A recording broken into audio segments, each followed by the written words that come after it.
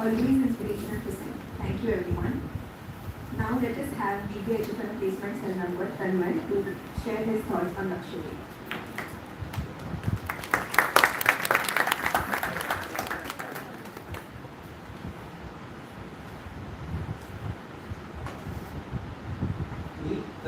On behalf of Placement Cell, welcome all the dignitaries present here. We are grateful to have you here today. We as Placement Cell feel that before jumping in the corporate world, one should know about the corporate life, how to handle their own finances, and also about diversity and inclusion. Thus, we guys will definitely get a kickstarter, especially for the final year students to start their professional life. Thank you.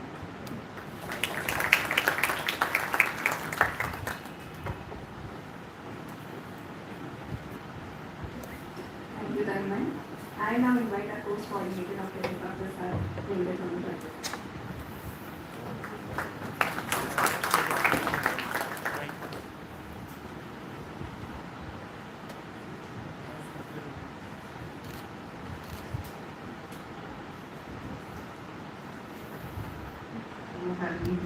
A very good morning to all. Greetings. On behalf of the Department of Management Sciences, PUMBA, yVedh, a very warm welcome to Lakshyavedh. Our guest speakers today, Ms. Manisha Tavre, Mr. Ankit Bhargava, and Mr. Saurabh Hussain. Welcome again. Our HOD, Dr. Supriya Patil, my faculty colleagues, everyone in the audience, and of course, dear students. So thank you both of y'all for anchoring, as well as Tanmay for giving us a brief of what vision we're looking after the end of the session as Placement Cell. Lakshyavedh, the word has a very strong resonance in our university. I mean, we are a cauldron where students come to foster their knowledge, their creativity, their innovation, and relevance of today's session is for the same.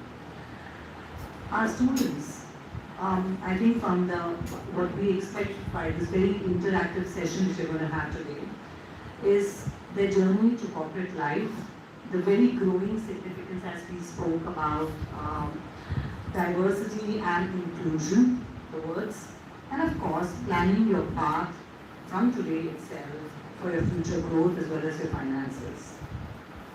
I think the path for each of the students once you enter for our program in the university is your own. Your journey is your own.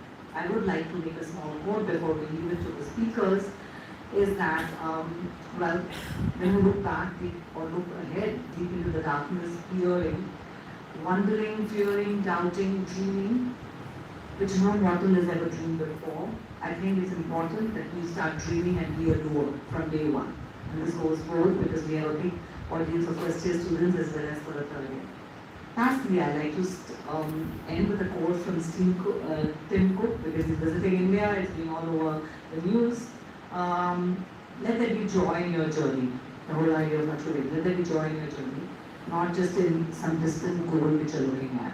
You come here with purpose. Welcome again. Look forward to this dynamic session of Lakshyavedh, and investment in knowledge always pays best interest. Thank you so much for being here.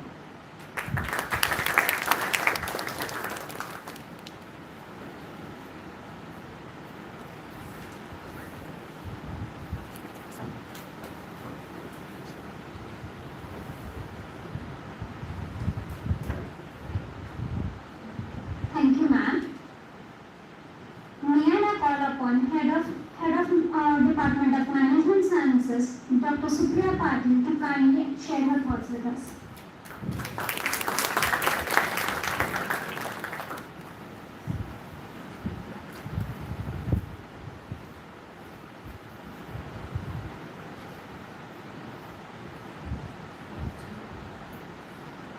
Good afternoon. Mr. Ankit Bhargava, Ms. Manisha Tavre, and Mr. Saurabh Hussain. I'm very happy to actually see guests of such eminence sitting here for our very own program, Lakshyavedh. And you just heard what Lakshyavedh is all about from our dear faculty, Deepa ma'am, R.V. ma'am, and Karan. And dear friends, you know, today is what, 20th of April, 21st of April, right? Do you remember what you were doing a year ago, or maybe for the third year, 3 years ago on this day? No? Anyone? It's the month of April. And your board exams were just over, I think, or maybe not, because it was COVID. It was lockdown. It was a stressful period, right? And from that time, especially for the third years, we made a journey in this university, in Savitribai Phule Pune University, which is almost coming to an end. And I am sure this journey has been wonderful for you. Because as you come here, you only get knowledge? No. Do you only get experience? No. What you get here at this university in our department is a wholesome, substantial development of you as a person. That is what the aim of this department is. And perhaps you all remember that this department is now 50 plus years old. We have a legacy of almost 50 years. But you are the youngest program in the department. And through you, we have to show the world what can be achieved, what can be done at a postgraduate level with the seniors is also equally achievable, doable for you at the undergrad level. Now this journey, you cannot go alone. You have your teachers, you have your mentors. Deepa ma'am said, it's your own journey. Of course, the decision has to be yours. And I believe that the decision was yours to come here and come. But what we need is, we need some words of wisdom. We need people to help us and guide us, to tell us what are the different paths, because this is not over here. Where can we go from here? What else can we do? What else lies, outside this university? If I were a student, honestly, I wish, now I'm probably standing here, I feel student life was so much fun. There was no, exams were there, but it was fun, wasn't it? We had our activities, teams, group, something to do, something to learn, something to, look about. And life was wonderful. And honestly, when I look back at my life, undergrad life, I wish my teachers had someone like these people come and tell me what to do, how to do it, how to go about doing it, whether it's the right path or not, and what can be the challenges on this path. So you are really, in that sense, very lucky. Because all of us of my generation, Ma'am agrees already, we struggled in a different way. We struggled in a way that, you went with a set mindset. Your parents had decided for you. Information was limited. You had to search for information. So you guys have this entire world which is open to you. To do whatever you like. For us it was commerce, arts, science. And it depended on what you did in your 10th. That's it. I believe these things have changed now. And you have taken this decision consciously to come here and join for this unique BBA HFM program. And with the words of wisdom that you hear from our 3 guests, I'm sure you will make wise choices for your future. So all my young friends of first year, you have a brilliant future to look up to. And I'm so glad all those COVID conditions are over, you're back on campus, and we can take this ahead in full swing. And all those of you who are in your final years, enjoy the few days you have left here. But remember, even when you are away, we will still be here to help you out and talk to you. I won't say anything more. You can always come back to meet us, but I'd like to really thank once, because I won't be here to render the program. So I want to really thank all three of you. You took time out from your valuable schedule, and then talking to our students is going to make a big difference to all of them. So from my side, I really thank you so much. And kids, enjoy. This is something I wish I could have done as a kid. You are having an opportunity, make the best of it. Thank you and bye.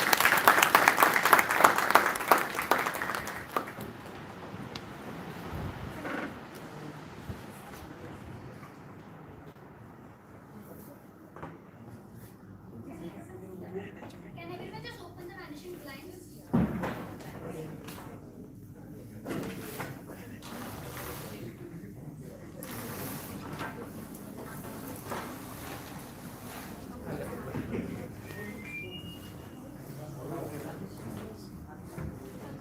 Thank you, ma'am, for such kind words and invaluable guidance. It is an honor for us to mark this event with eminent industry experts. We are incredibly grateful to have you here, since your presence demonstrates your dedication to greatness. Now I would request HOD Dr. Supriya Patil ma'am to felicitate us.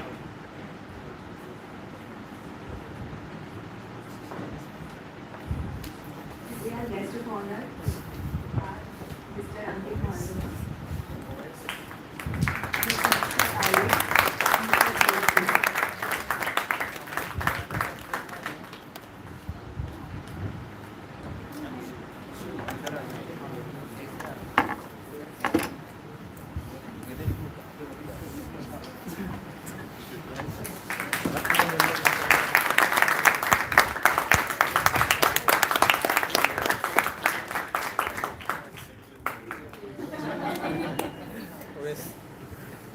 OS परत जा काम ते आपले group हे OS ते कोई करना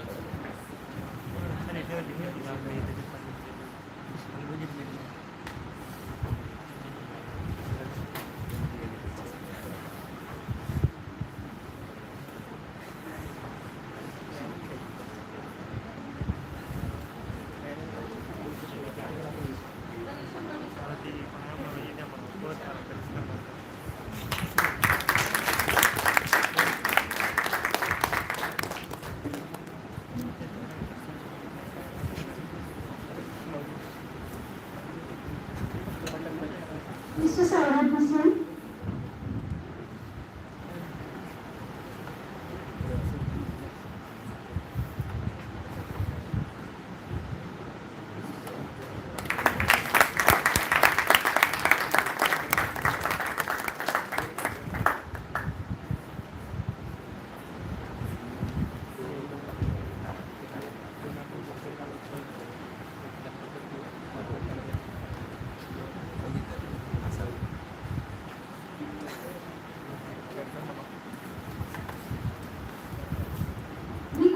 Welcome you all. And now, without any further ado, I request the speakers to take up on the session. The first session is on campus to cooperate by Mr. Ankit Malhotra. Sir is an entrepreneur who has started several businesses helping large groups to diversify.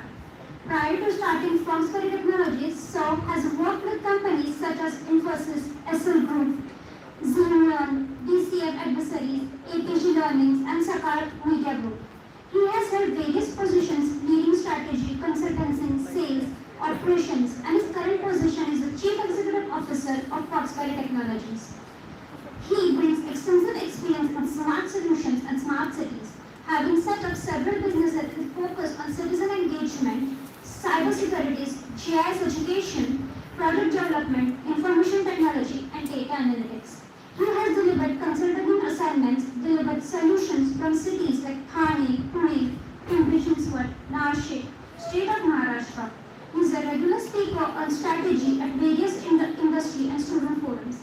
Sir is a computer engineer from Manipal Institute of Technology and also PGDM from Indian Institute of Management, Shillong. Now I would like Sir to take over the session ahead. Thank you, sir.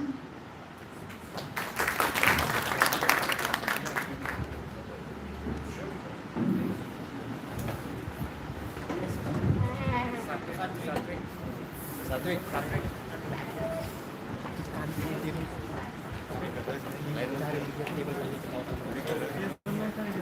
खाली के चिपका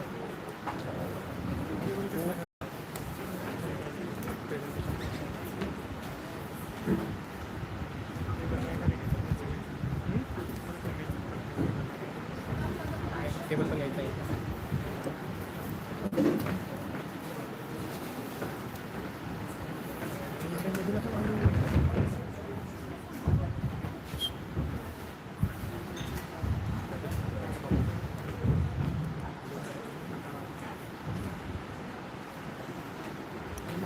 पुढचं बंद करा हे यार मागच्या साईडला घेऊ चेअर साईडला घेऊ इथं नको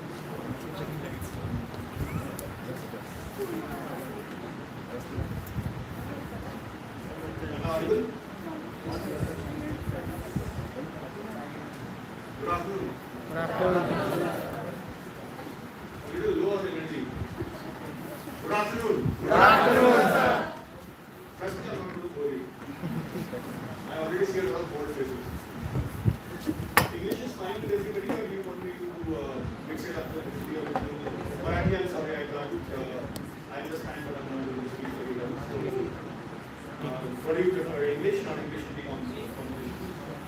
अरे आंसर दो बाबा. Mixed? Okay. Feel free. So, a few rules of my session. I generally keep my sessions a little light because I've been home to speak at the last minute. And I understand your pain. So, anytime you feel that you are feeling sleepy, raise your hand and I can assure you that I will take care of it. Not by punishing you. So, quickly, before I start my session, just want to understand the crowd a little bit. Some of you are wearing red ties, some of you are wearing blue ties. Can somebody just quickly get up and tell me why so? Yeah.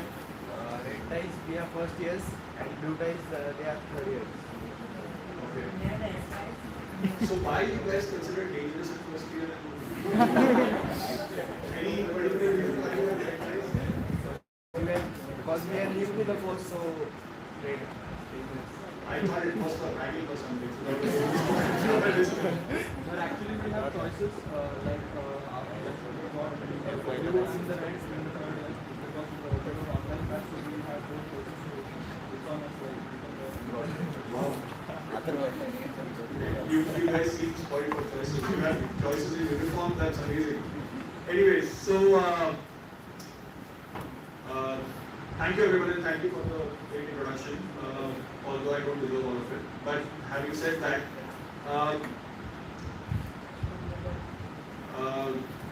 just one quick thing about me, and which was not covered in the introduction. I was just speaking to the eminent speakers who will listen to subsequently and to Supreme also. And we were talking about luck versus hard work. Okay? And it's okay, just keep the lights on. I would prefer it that way. I hope the presentation is visible when the lights are on. Yes, yes, sir. I made sure that we use bright color. Yeah? Okay. The reason is I want to just know how many times you made. So as I was saying that we were discussing about hard work versus luck. And there is one thing which I firmly believe. I've had my share of situations where the outcome was not as per my need, what I wanted, right? But there is one thing which has kept me going, and I believe that in the toughest situations, that is what is going to serve you. पीछे मुड़ के जब देखोगे ना कि कभी भी खराब सिचुएशन में था तो क्या चीज़ मेरे को सबसे ज़्यादा मदद की थी, तो it is going to be through hard work I can get to any. It has helped me. That's why I believe in it. I'm sure some of you have the same experience. Those who don't, try it. Okay. I've been working in the industry for about 15 years. Combined right after graduation, working in tech for some time, then deciding that tech is not the only area where I can excel. And I realized that management is more my calling. So I became a typical engineer and then an MBA. But I'm sure everybody says so. But MBA was really my calling. So that's something which really attracted me. I didn't have to put a lot of effort to understand it, not excel at it. Excelling comes later, but understanding comes right from education to the initial years when you start working. And that's what we're going to talk about, this transition from your campus to a company. If you think that last 3 years were tough, okay, nobody was running after your life in the 6 months when you didn't do exams, right? There's going to be a boss running after you every day in the company. Okay? So that's why the tagline to my presentation, that the vacation is over. But having said that, whatever you have learned till now is only the basics. इमारत कैसे बनती है पता है? पहले क्या डालते हैं? फाउंडेशन का. तो फाउंडेशन हो गई, right? And thanks to your teachers, I'm sure you guys have a strong foundation. You understand the theory of it, okay? But theory doesn't do justice to what you are going to face.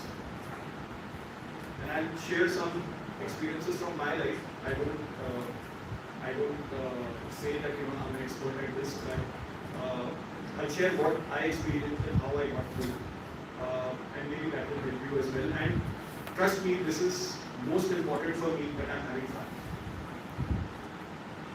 I'm having fun when I'm, answering to my board about the financials for the year, why we didn't achieve targets, right? Or I'm having fun when I'm talking to you guys, and I'm having fun when I'm actually at home and not really thinking about work. So having fun is very important. And don't think that you will have fun when something happens. No, you have to have fun every day. You have to have fun by doing what you are doing. अगर ये सोचोगे ना कि एक life है और एक work है, कि all the people who talk about work-life balance, right? They distinguish between work and life. There is no such thing.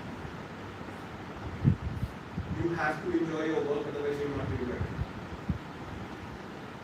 And if you are doing it just for a 9 to 6 job, trust me, you will see people passing you by and becoming much better than you. You might be good academically. You might have done very well in your college. But when it comes to actual delivery, the people who believe what they are doing is good for them and they want to accelerate it, they are the ones who will be really successful. Therefore, when I say the vacation is over and the fun is beginning, it's because I like what I do. If you don't like what you are doing, change it. Or convince your mind that you like it. There's no third way, otherwise you will become a mediocre. I'm sure nobody here wants to be a mediocre. Everybody wants to excel, right? You want to be top of your game. Right? That's very important. Just go to the next slide, please. So I'm going to talk to you about 7 main things which are my learnings. And I hope that they will help you in your delivery.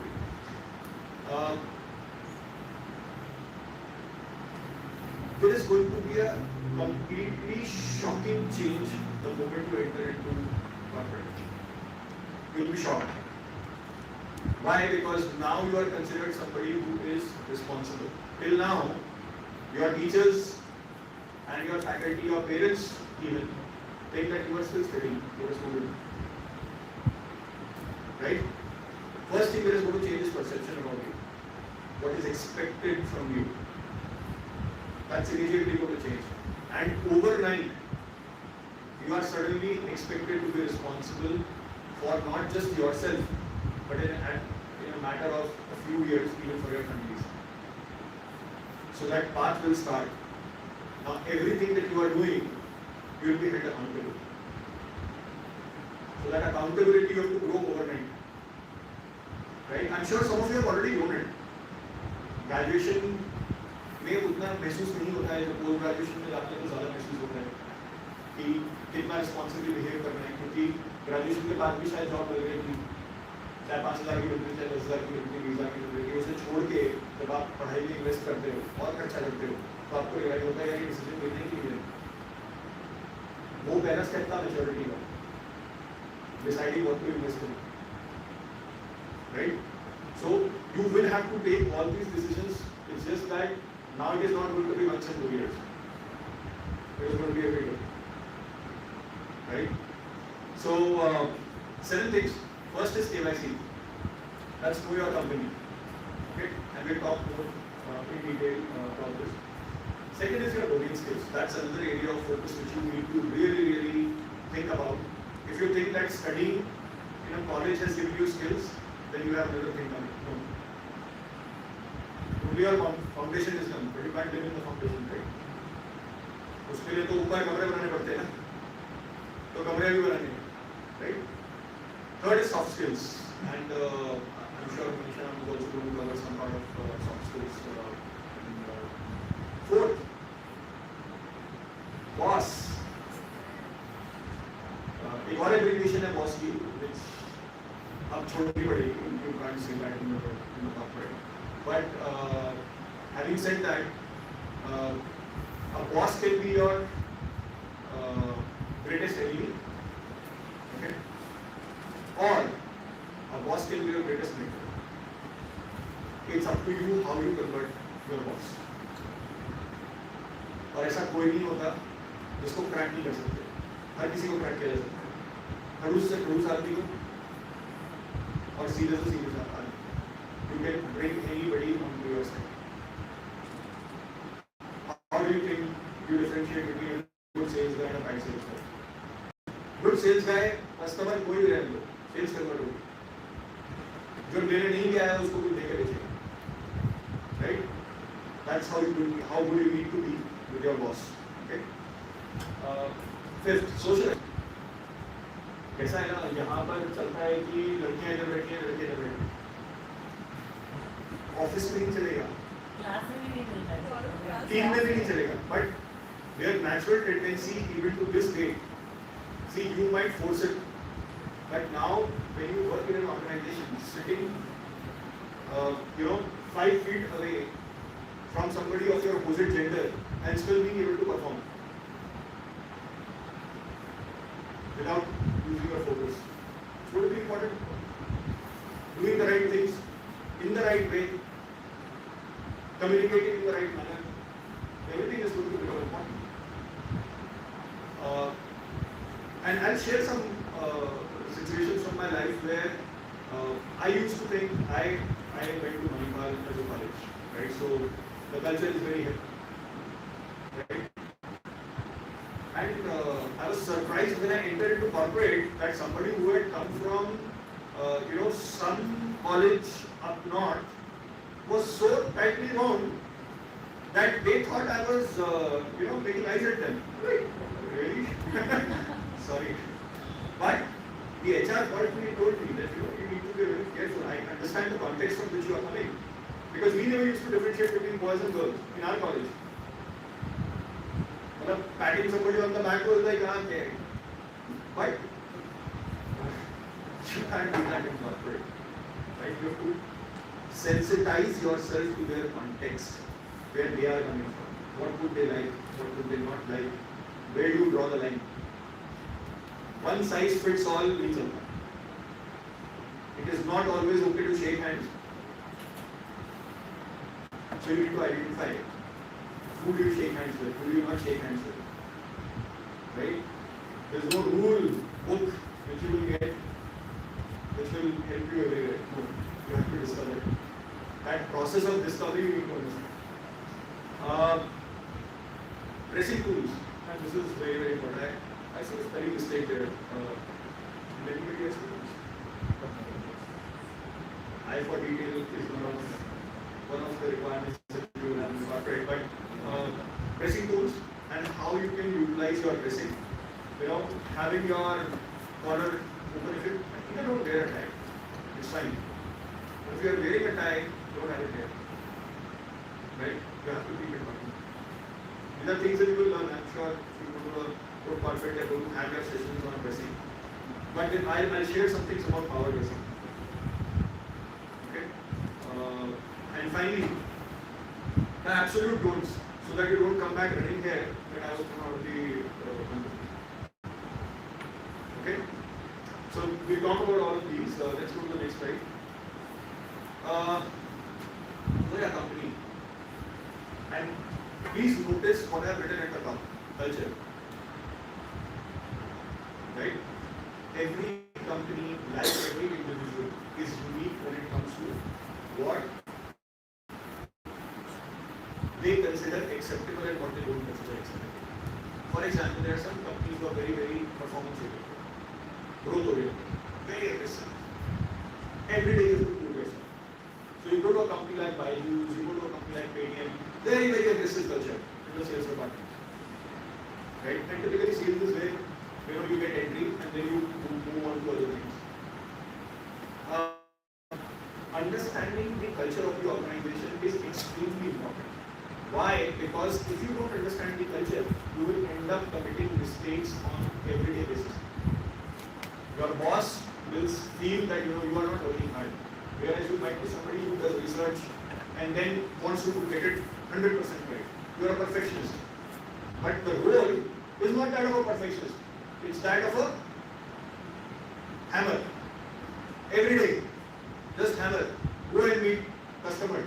Don't need to do research. Just go and give them this pitch. Don't need to go anywhere. Don't need to do any background check. Or you might be in a company which is very, very research oriented, high involvement product. When I was with Z, I come here, Pune. I was posted in Mumbai, and I was in the school division. And my first stint, I was a management trainee, and my first stint was of sales. So, and they sell franchisee of schools, right? The investment in a school was at that time about 10 crores, right? So the person whom you are meeting is a HNI, high net worth individual, right? So they come with their own set of ego. I have achieved something in life, right? Don't tell me what is right and what is wrong. That's their first. So you need to understand the context, right? I had to do so much of research about that person because the check that we will receive from them is 1 crore. One sale is 1 crore. So, if I have to do 2 sales in a year, I have 6 months to convert it. That was the context in which I did sales. There were other sales also that I have done where nothing doing, no volumes. Right? So context is very important because another organization which I don't know the name, but so it was a company within a larger group, and in my company, which was a subsidiary of the larger group, it was okay to call the CEO also by name. Right? For one particular task, I was supposed to contact somebody from another sister concern within the same group. Right? I wrote that gentleman's name in the email as dear first name. Okay? And I wrote the rest of the email. That gentleman was one of the topmost 7 guys in the group. Okay? And I assumed that just because in my company it is okay to call my CEO by name, it is okay for the rest of the group also. But it was not so. I was asked to immediately go and meet him. So my CEO was called. He got a call. Send this guy to my office. So I went to corporate office. And I met this guy. He said, I wanted to see this guy who doesn't know me, because he was one of the top 7 guys, right? I mean, very, very experienced, 20 years in the organization, who doesn't know me and wrote my first name in the email. And he sat with me for 30 minutes. Because he had turned negative, and it was important for me to turn him to positive for my career growth. Otherwise, however much my senior wanted me to grow, he would have always been a thorn in my side. Right? That's how important culture is. Right? Business model of your company. Know what you are, how you are making profit, what are you selling, what are your costs. Understand that. You don't need to understand everything, but at least you should be able to speak for 5 minutes about your organization and what it does. Right? How are they making revenue? How are they?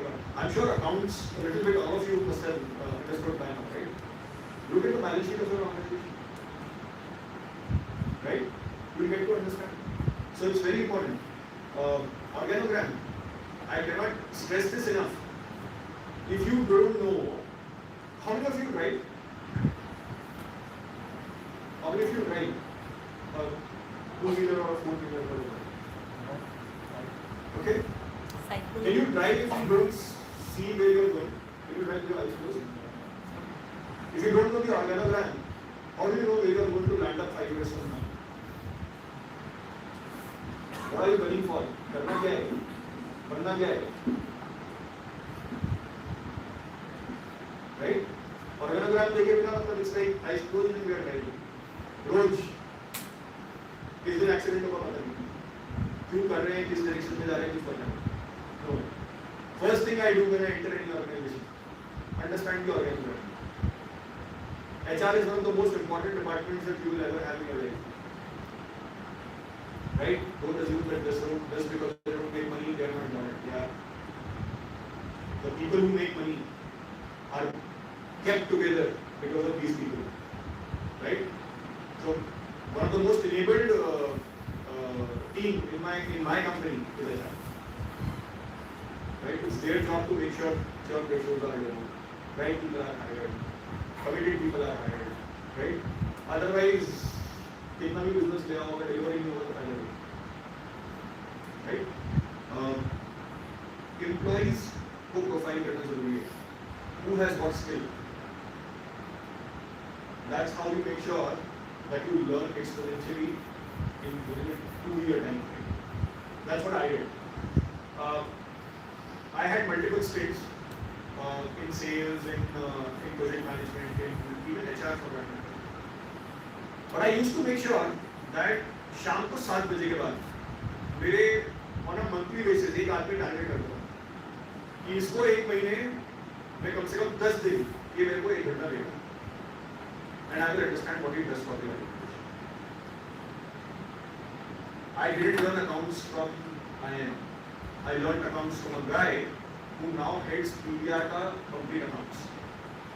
But he was so good at it कि जम्मू कश्मीर में कौन सी inventory रखी है ना उसको पता.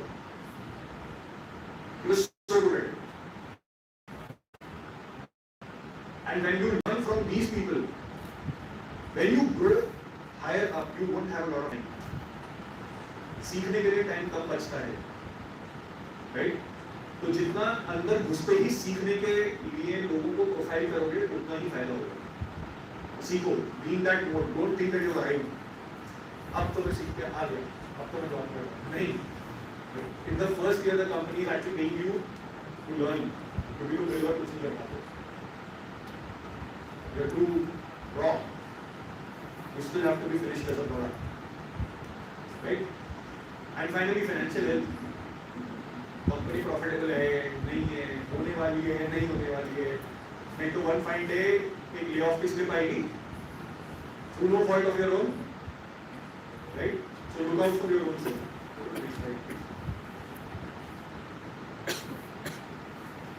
Domain skills. देखो दुनिया से झूठ बोल लो, एग्जाम में बाजू वाले से कॉपी कर लो, मार्क्स कैसे भी ले आओ, सब चल जाता है. मगर कहाँ पे? कॉलेज में. जब बॉस के सामने बैठोगे ना, which are your subjects if I can understand? Can somebody tell me which subjects you have? Marketing, can it changes on क्या पढ़ा है? इस सेमेस्टर क्या है? Economics, marketing, accounts. Diminishing returns किसको समझते हैं? पढ़ा है नहीं पढ़ा है? I was looking at PY.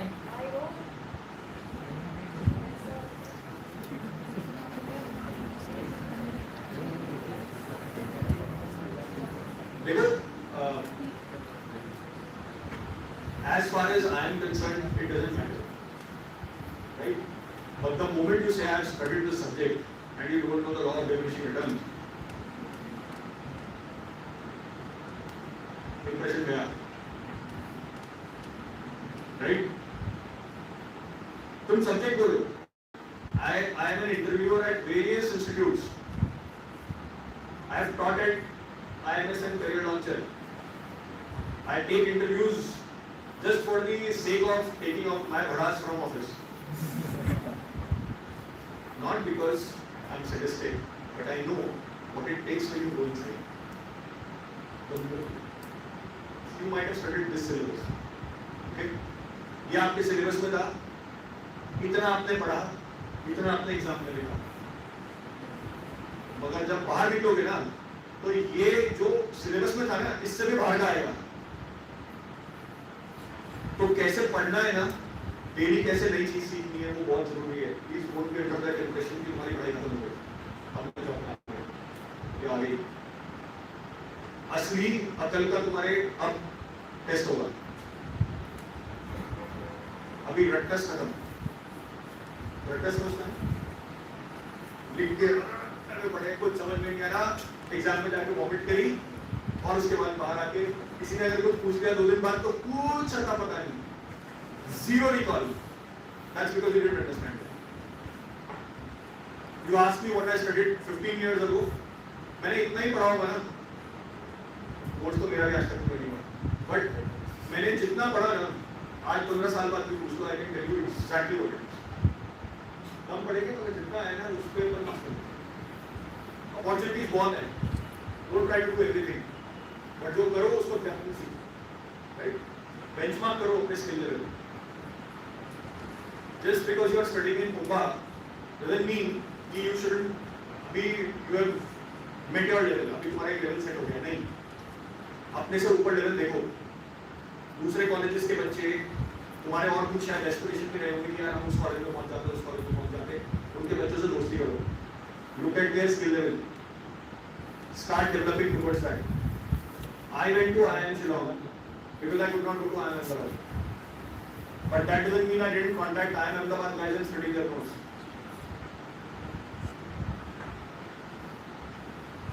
जहाँ मुझे गैप लगा, जिस IIM का जो प्रोफेसर सबसे अच्छा था, मैंने उसके नोट्स लेके और पढ़ाई करी. If it was IIM Bangalore, IIM Calcutta, IIM Ahmedabad, सब में दोस्ती कर रही हूँ. कभी तुमने अपने कॉलेज के बाहर देखे किसी सब्जेक्ट के लिए? Please don't look at your teachers. I'll tell you why. एक टीचर होता है ना, उसको पूरे बैच को पढ़ाना है.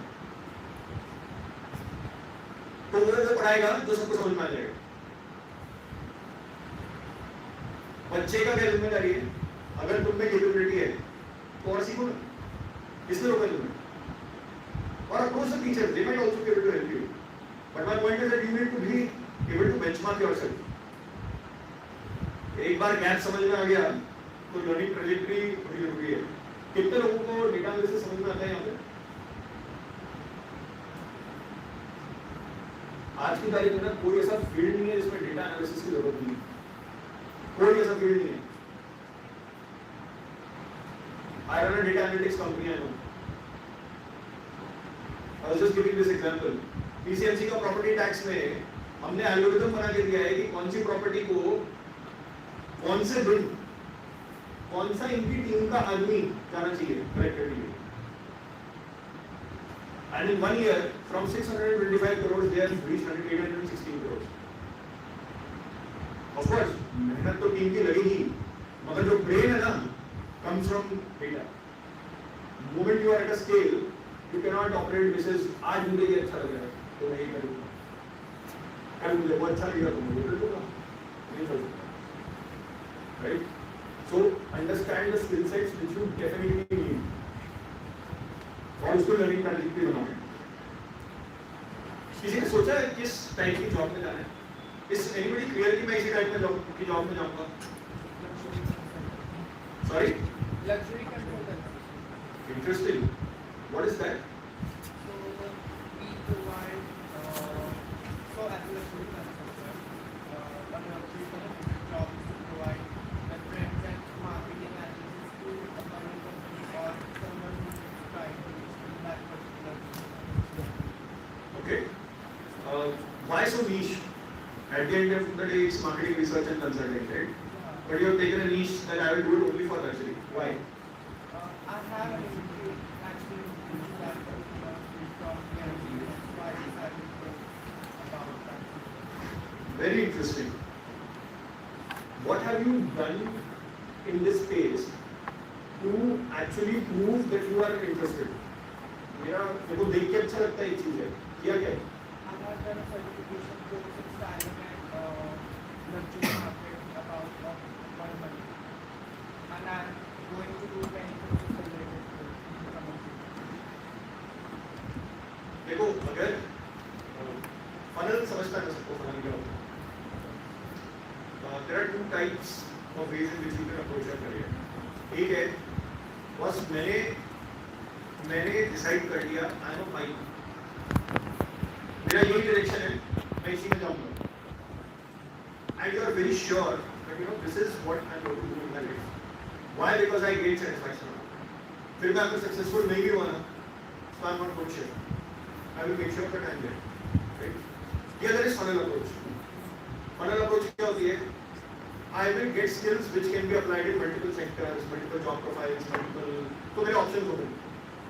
मैं funnel के अंदर जाऊँगा, मैं explore करूँगा, और एक टाइम पे आके, एक एज पे आके, एक certain salary पे आके मेरे को हाइट में जाना ही पड़ेगा. क्योंकि उसके बाद अगर आप स्पेशलिस्ट नहीं हो तो आपको पैसे मिलेंगे, आपकी क्लास से भी मिलेगी. तो how you have to take your career. देखो क्या है, हाई रिस्क हाई रिटर्न है. जो इंसान शुरू से पाइप में जाने की कोशिश कर रहा है उसके लिए रिस्क ज्यादा है, मगर अगर वो इसमें सक्सेसफुल हो गया तो रिटर्न भी बहुत ज्यादा होगा. जनरलिस्ट जो होते हैं उनका रिस्क कम होता है तो उनकी ग्रोथ भी स्लो होती है, मगर श्योर होती है होगी. सो ये किस तरीके से अपना डिसीजन लेना है ना कि मेरे को क्या टाइप के रोल और उसके लिए क्या टाइप की स्किल लेनी है, ये दिमाग में बिठाना शुरू करो. मैं तुम्हें किसी को भी कोई आंसर नहीं देना चाहता. मेरे लिए क्या अच्छा है वो तुम्हारे लिए अच्छा नहीं है, और अगर तुम इस एज में भी आके खुद के लिए नहीं सोच सकते तो बेकार है. बिजनेस में तो रोज डिसीजन लेने, अगर तुम खुद के लिए डिसीजन नहीं ले सकते, you are the product you know the most. इससे ज्यादा और किस प्रोडक्ट को समझोगे? खुद से ज्यादा किस प्रोडक्ट को समझोगे? तुम मुझे प्रोडक्ट बना. अगर तुम खुद के बारे में समझ के और सही डिसीजन नहीं ले सकते तो फाइन है. Then take up a job which doesn't require decision making. So now is the time to start thinking about decision making. अपनी डोमेन स्किल से पहले 3 महीने में अगर तुमने मार्क नहीं बनाया, where not just your boss but your boss's boss knows your name, it will be difficult for you to make a mark after that. बन जाएगा, मगर मतलब कोड के वैल्यू वगैरह लगे रहने चाहिए, मगर पहले 3 महीने जो होते हैं ना उसमें तुमसे कोई एक्सपेक्टेशन नहीं होती. उसमें कोई अगर नॉइज से ऊपर उठ के कुछ करके दिखा दे तो वो अचानक से फिर उसका कंपैरिजन उसके पीयर्स के साथ होता ही नहीं, और ये अपॉर्चुनिटी ढूंढना करो. मैं जब मैनेजमेंट ट्रेनिंग था, एक माउंट बॉन जार्डिन करके एक प्ले स्कूल में कॉन्सेप्ट बनाया था. 90,000 रुपीज पर ईयर की फीस स्ट्रक्चर था मुंबई, एंड उस समय में general fees was about 30,000. 3 times. Amrita Singh का यारी रोड पे बंगला लीज पे लिया, and somewhere midway during that project there was done by a girl from वो इम्पोर्ट या इंडोर में से एक से चीज होती है, very good at marketing, but conceptually सब सही था, practically फाइट था. So when she couldn't get the number of people she wanted, I was called in by my CEO saying that do you want to take this opportunity? And I was also said why not? कुछ नहीं पता उसके बारे में, ये school का sector में वो कुछ भी नहीं पता. I said why not? Within 15 days, I had ensured that there is a lead pipeline of almost 2.7 crores. उसके लिए मैंने मेहनत बहुत लगी, बट वो दिन था और उसके बाद 3 साल जब मैं वहां रहा, कोई सा भी क्रिटिकल प्रोजेक्ट था ना, मेरे सीईओ ने मुझे बोला. यहां तक कि जब चेयरमैन ऑफ द ग्रुप ने सुभाष जी ने मोदी जी के साथ एक प्रोजेक्ट के लिए उन्होंने बोला सुमित अपने सबसे अच्छा आदमी भेज. I am not trying to say कि मैं महान था, मगर मेरा जो इनिशियल मैंने विन करा वो मेहनत कर ली ना, वो मेरे को बेनिफिट हुआ. तुम विश्वास नहीं करोगे, and don't want me on this, but this is getting recorded right, so I will choose my words carefully. There was a ये इसी स्कूल की मार्केटिंग करनी थी, एक इवेंट करना, तो रात को होर्डिंग्स लगाने थे, ठीक है ना. तो जनरली मैनेजर्स क्या करते हैं, एडमिन देख लेगा, जाके होर्डिंग्स लगा के रहेगा, इवेंट वाले होर्डिंग लगा के. मैं बाइक अपने रूममेट की लेके 2 बोतल लिकर की लेके, क्योंकि these are blue collar workers right, 250 hoardings मैंने रात भर में, रात को 8:30 बजे शुरू किया था, सुबह 9 बजे तक. एंड उस एरिया में ही मेरा सीईओ भी सुन रहता था. So when he went for a jog, he saw his hoardings everywhere. Everywhere. 9 बजे ये खत्म करके मैं ऑफिस आया. I just went home, took a bath, came to office, and HR was pulling me up for being late. I said sorry, I didn't say you are doing काम करोगे. कुछ नहीं. Sumit came in at 10, and he called me. So all of my friends actually thought that I'm very late आया था, कि मरने वाला है, right? He called me and said, "What happened overnight?" Because last night when he went from office there was nothing. ये जो expectation भी थी उसको कि management नहीं है, क्या कर लेगा? आज बोला तो हफ्ते भर में कर लेगा, बट एक रात में जो करके दिया ना, चिपक लेगा. तो वाइब्रेंट गुजरात में जब एमओयू साइन करना था, जिसमें failure was not okay, he sent me, and that gave me access to government as a business. To this day I am leveraging it. We do massive business with government. वो मेरी bones वहां पे तो strong हुई ना, वो आज तक काम करी. कभी कभी वो एक अपॉर्चुनिटी होती है जो काम की तरह आती है, ले ली तो कहीं के कहीं निकल जाओगे, और नहीं ली तो बिजनेस एज यूजुअल धीरे-धीरे चलता रहेगा. So as I was saying, second impressions will require a lot of luck. First months you can actually have the hard work. तो luck पे अगर डिपेंड होना है तो शुरू में मेहनत करना है, right? Good, next slide please. Soft skills. How many of you use the word bro? Stop it. Your tone has to change completely. Please start treating each other as professionals. Colleagues or friends में बहुत difference है, बहुत. People who think कि office में जो ये लोग हैं मेरे ऑफिस के दोस्त हैं, नहीं है, they are not friends. Right? Friends are friends, colleagues are colleagues. Right? You can have unofficial discussions with your colleagues, but that doesn't mean they are your friends. So you should know where to draw the line. With respect to your tone, with respect to your language. Business language is very, very important. Yaar, bro, there are some words that I don't want to use, which guys will use on themselves, but don't do it. Right? Because you might think it is okay. It's the same thing that happened with me in Manipal, right? I mean, I thought it was okay. But it was not. Because the काम करोगे तो नहीं लोगों के साथ नहीं काम करना है. तो बहुत से people coming from other countries. I'm going to leave diversity, sensitivity out, man. Since you're going to take a complete sensitive thing on it. But suffice it to say, you will work with people who don't have as much command over communication as you, who come from different economic backgrounds. Somebody will come in an Audi, even if he earns 20,000, right? How do you deal with such people? I've seen people who held this against that person, that he comes in an Audi. And there was a perceived sense of कि इसको बहुत equal है. That person was very gentle. मगर लोग अपने दिमाग में बना लेते हैं, अरे Audi में आता है ना, अरे इसको क्या है, नहीं है, look beyond. Right? What does he actually do? तुम्हें क्या करना है कि वो किस background से है?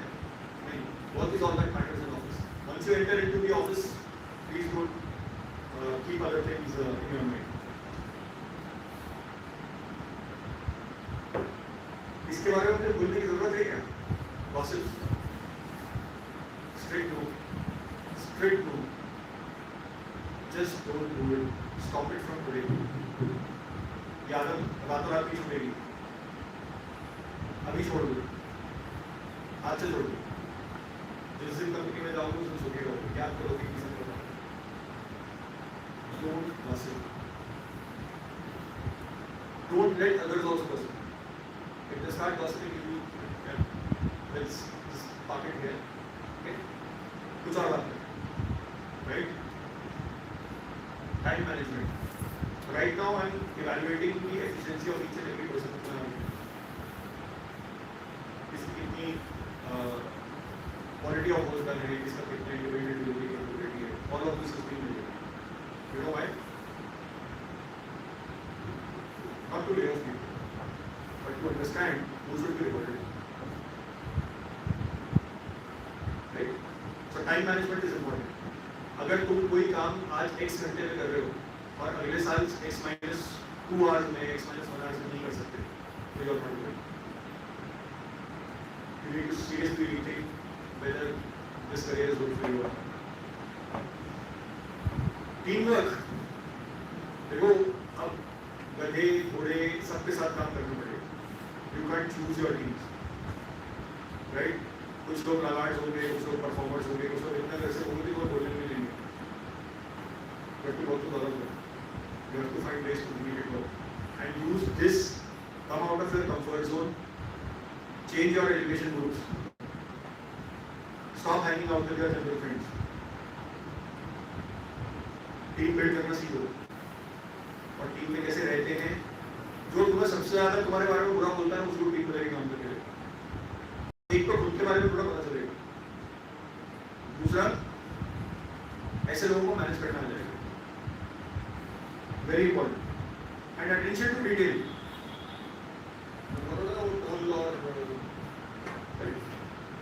देखना चाहिए. एक चीज सामने आती है उसको पहले कमी ढूंढो. कहाँ पे बोलो मत बोलो तुम्हारे हाथ में. कभी पहले ढूंढ लेंगे. Right? You see the statement below, and I believe this was this is not copied from somewhere. I believe these are my ये मेरे walls पे घर पे लिखे हुए statements हैं जो मैंने खुद coin किए. ठीक है ना? The easiest way to slow down or ruin your career. Ignore soft skills. Be outstanding. Don't stand outside. अगर तुम्हारे soft skills खराब हो गए ना, तो कितना भी अच्छा काम ना करो, you always be outside. Always. एक इंसान जिसको टेक्निकली गिफ्टेड है, डोमेन स्किल उसको बहुत अच्छी आती है, मगर गाली देके बात करे कोई काम नहीं करेगा.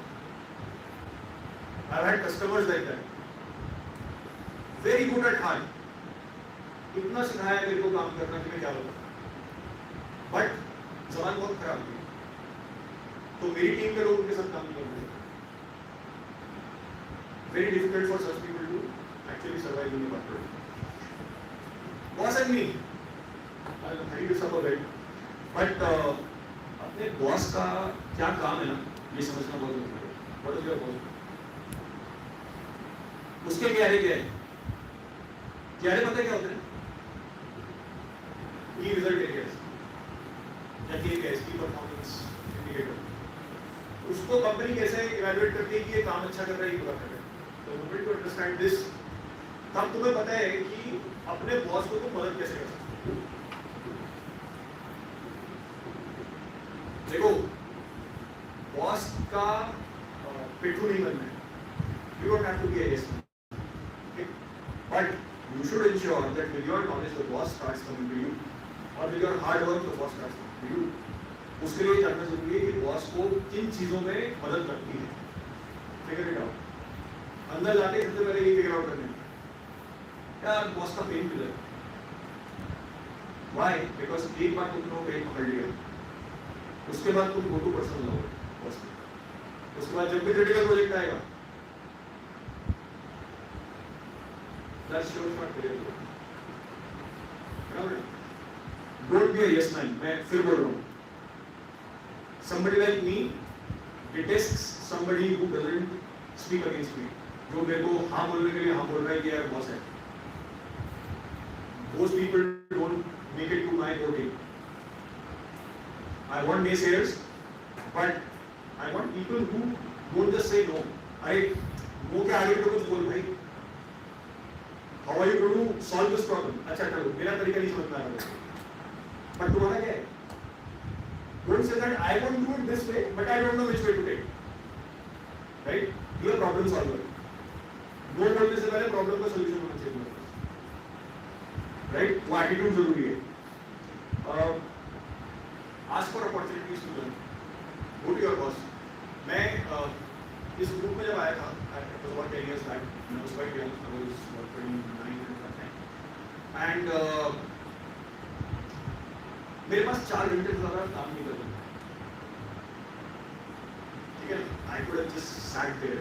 Nobody was checking on me. I was senior. I was chief manager. Right? Nobody was checking on me.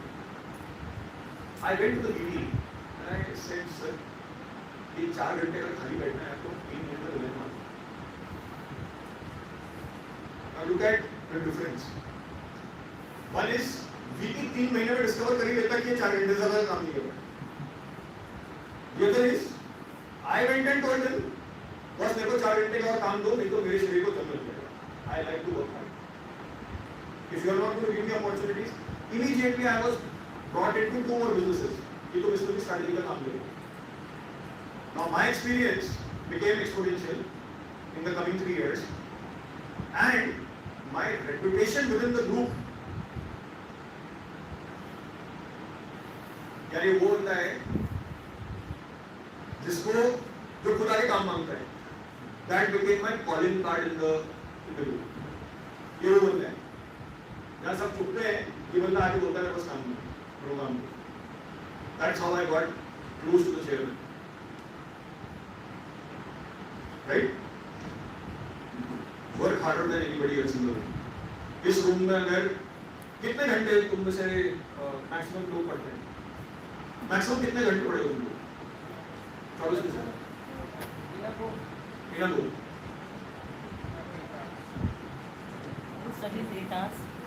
पाँच 5 hours. Anybody for 5 hours? बिना उठे 10 hours.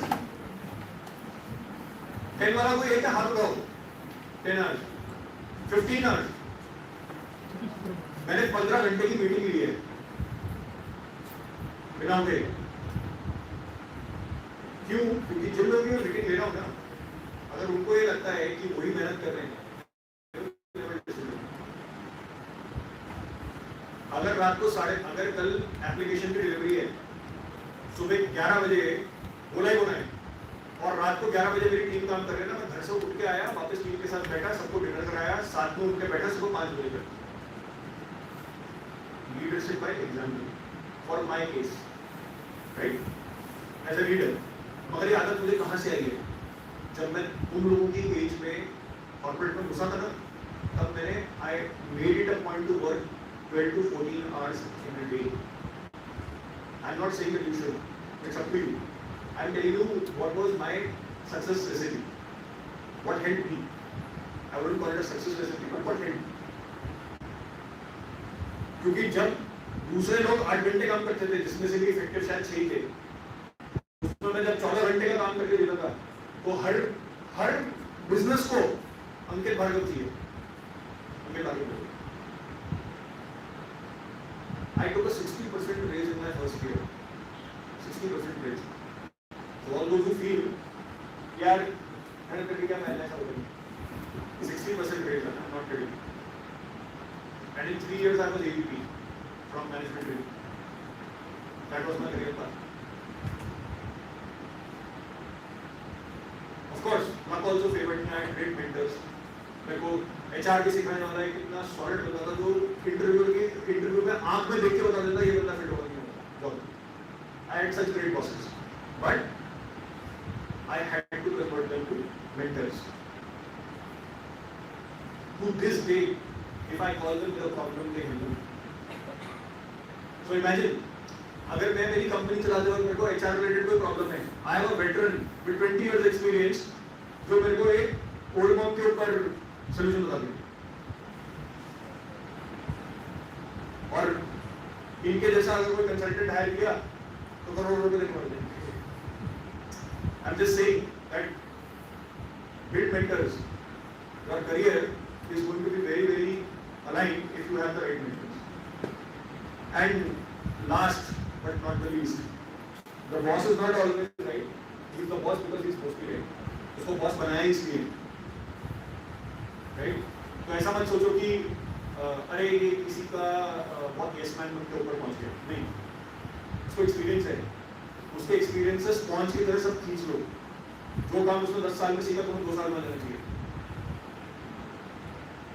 तभी तुम्हारी एक्सपोनेंशियल ग्रोथ होगी। अगर उसको 10 लगे मेरे को भी 9 लगने चाहिए, right? Socialize. Make sure that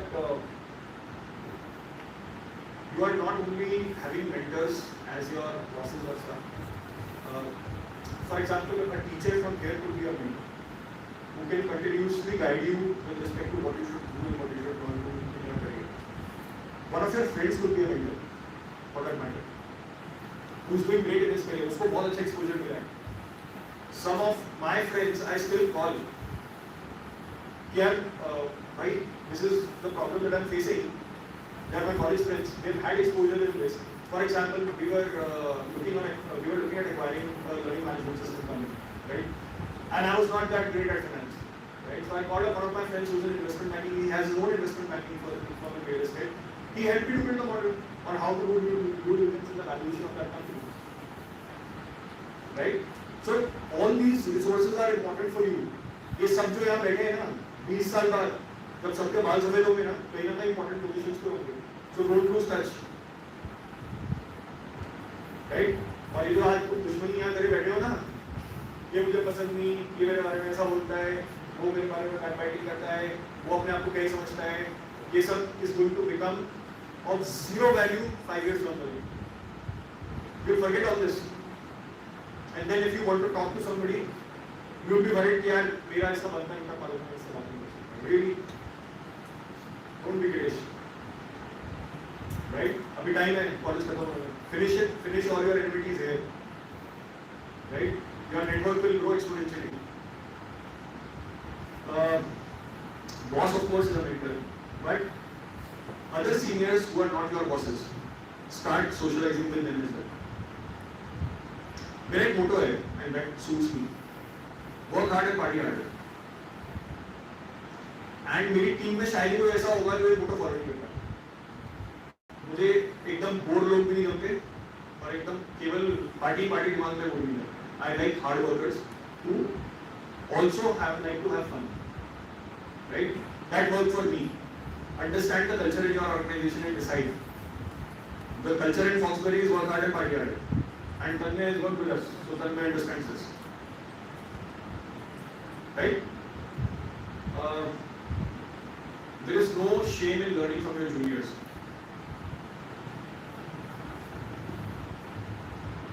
कितने लोग अपने जूनियर से बोलते हैं कि यार मेरे को ये बता दे किसी बात तुम मुझे कभी किसी ने किसी सब्जेक्ट के लिए बोला अरे जूनियर का नहीं है। So ma'am, that's why you're a teacher. You're still learning. Anybody who says that I have learned can never be a teacher. The key is you keep learning. और जहाँ से मिले ना ज्ञान, वो कौन सी मूवी थी वो 3 Idiots. ज्ञान बढ़ रहा है, जहाँ मिले ले लो. Nothing goes waste. Trust me, nothing goes waste. Right? And shift. Oh, very important. Why work from home is the most important. You know why? Can somebody tell me why? Sure. Why? If you can't socialize, what happens? Okay? But you still use your phone number, you talk to them. Why work from home?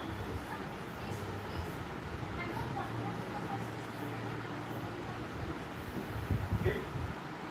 Anybody else? Personal touch is not there.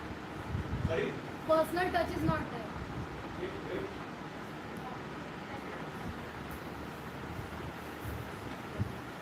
You know, as you grow in your job, what is going to be the most important thing for you?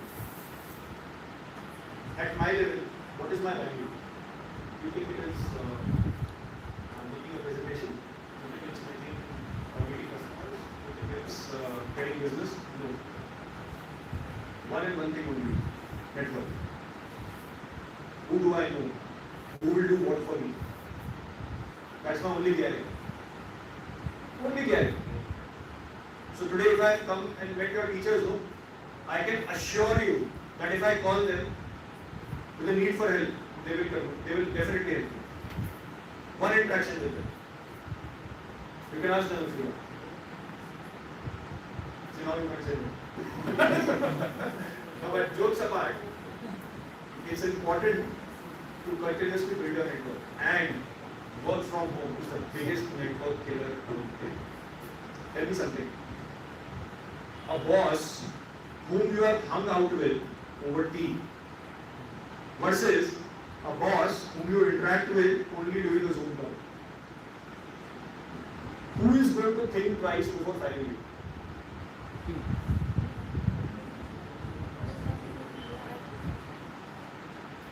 I rest my case.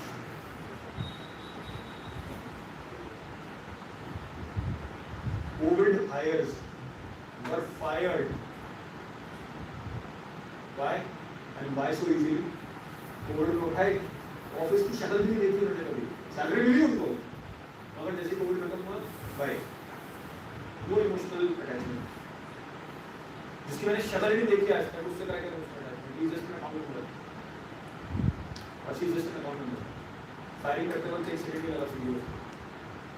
If I have to fire, for example, Tanmay, he will look me into the eye, sir, आपने मुझे recruit किया था, right? Sir हम चाय P रहे थे वहाँ पे, बोलेगा नहीं, पर उसके हाथ में होगा, which will make me think twice, right? So make sure that whenever you have a choice, attend office, attend college. I'm sure a lot of you will करे, सारी जिंदगी करेगी, जितना नेटवर्क कर सकते हो ये माहौल ऑलरेडी रेडी है. Finally dressing tools. देखो, when you walk into a room, you do not need to wear the most expensive clothes. You need to know what you look good in,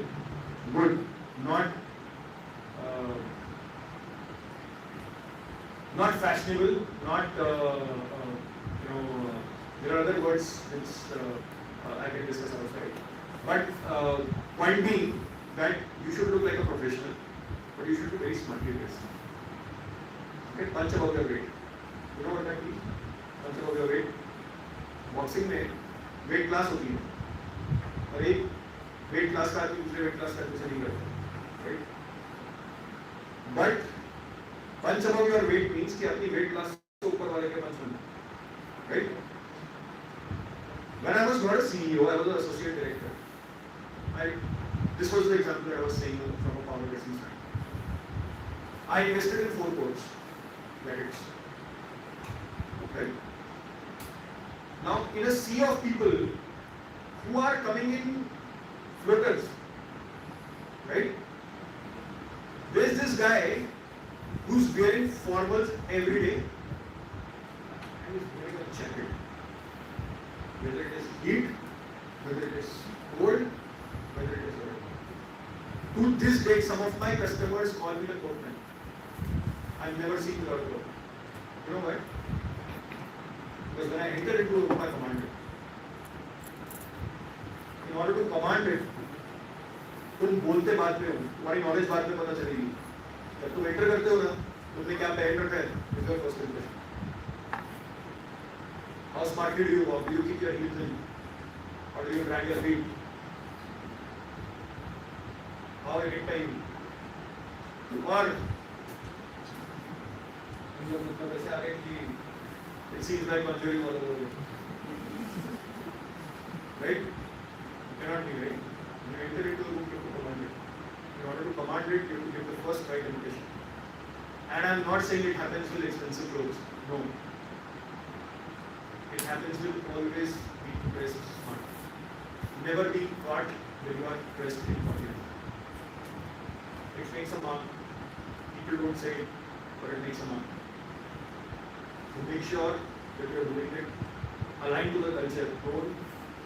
ऐसा नहीं कि अगर you are working in an orthodox organization that you are wearing jeans and stuff to office. No. Understand the culture. What is acceptable dressing and what is not acceptable dressing. Dress accordingly, but without exception, dress smart. Always wear clean clothes. Always wear tuck your shirt in. All. I've seen people who have gone into client meetings.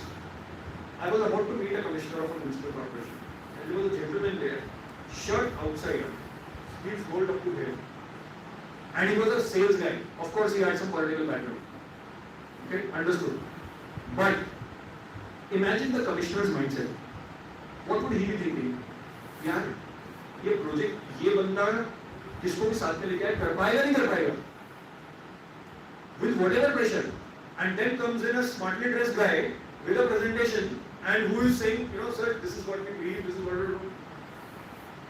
Approach, मुंह खोलने से पहले, his ears will immediately become open to whatever he was saying, because he knows that somebody who holds himself seriously has entered the room. अगर खुद को seriously नहीं लोगे, कोई नहीं को seriously नहीं लेगा. Right? Finally, dress for the role that you want, not that you have.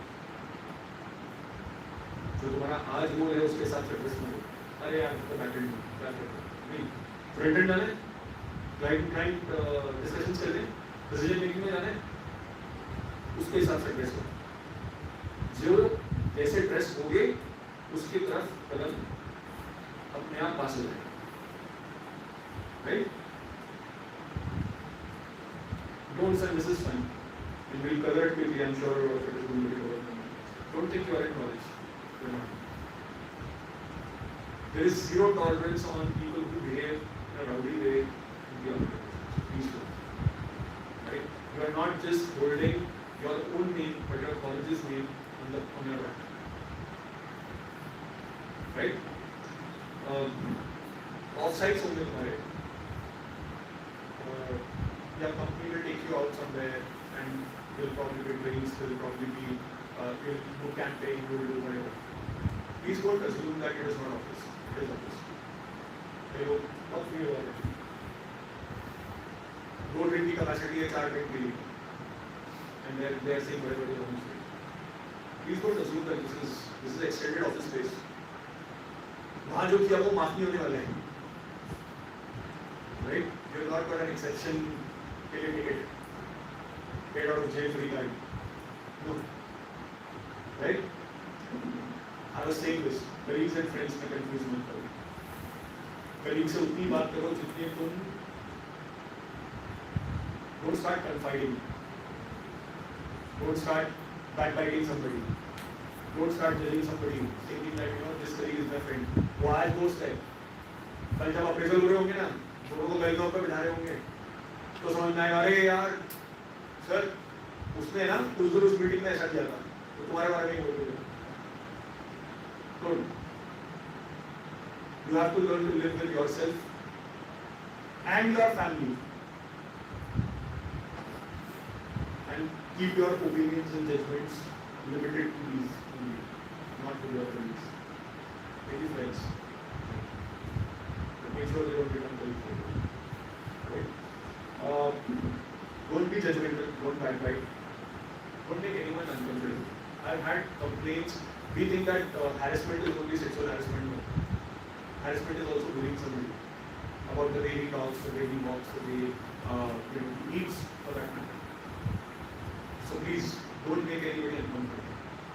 उसको स्टेयर कर रहे हैं, देख रहे हैं, अपने ऑफिस में उसके पीछे जाके बैठे हैं और इसको ऐसा पीछे से ऐसे दूर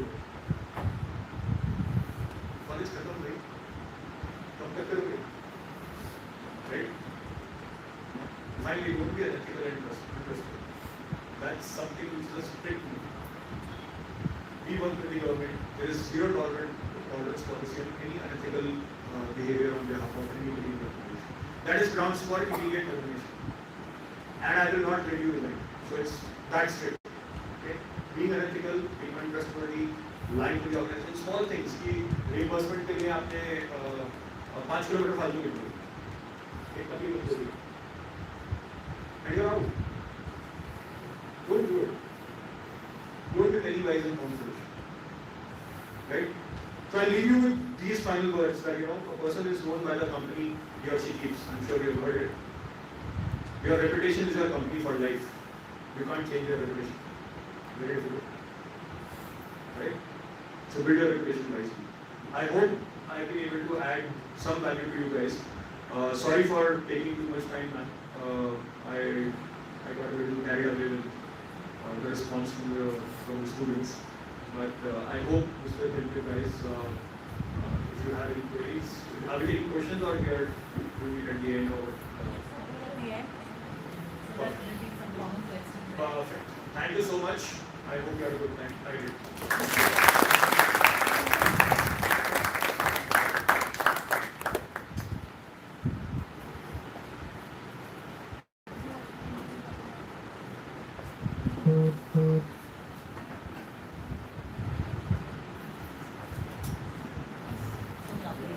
Thank you so much for providing us complete knowledge about the corporate world. And as you rightly said, continue doing hard work and it will pay off you in future. We'll definitely remember it. Now moving forward with the session. Now I call upon stage Ms. Manisha Tawde, who is going to talk about diversity and inclusion. I am delighted to address Ms. Manisha Tawde. Ms. Manisha Tawde is a D&I influencer, and her passion is to promote the benefits of diversity and importance of nurturing equity and inclusion in all the company's business activities, and partner with organizations in developing a culture that reflects this belief. She has over 20 plus years of rich experience and organizing in different and diverse work experience ranging from HR business partnering, ethics investigator, master trainer, facilitator, corporate child care management to leading diversity. Equity and inclusion, whereby linking human capital to strategic business results. She believes that D&I is a proven business case, and organizations that embrace D&I and includes in their strategy have been found to have a competitive advantage and have more sustained forward, especially in today's highly volatile world. I'd like Ms. Manisha Tawde to take over the session.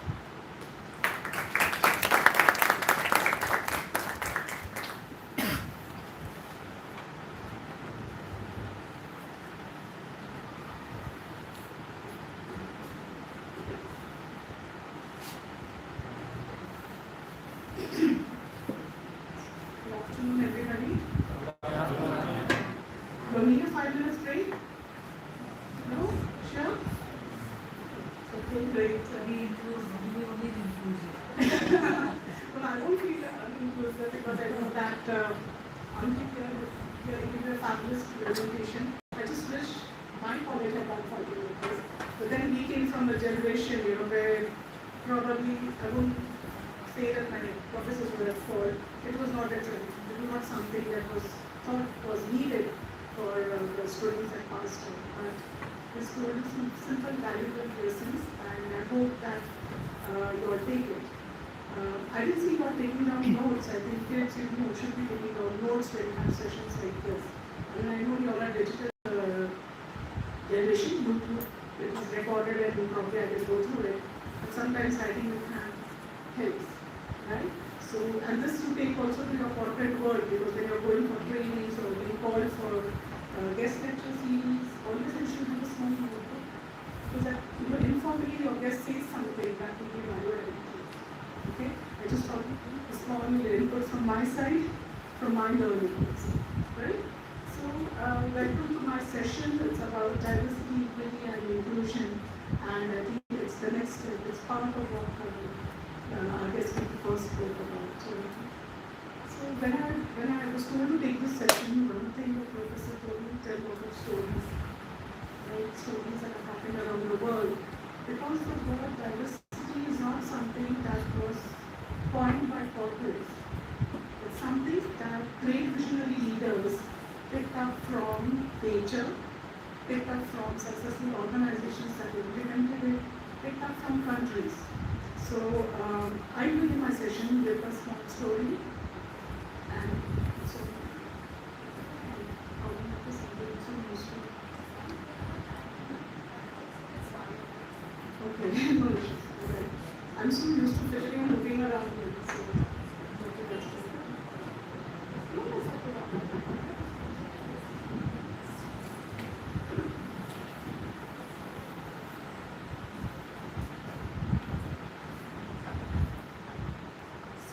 Start with the story, and I will help you to understand why that is so important. The story is about the story is from a country, and that country is Ireland. Right? So what happened is in the 18th century,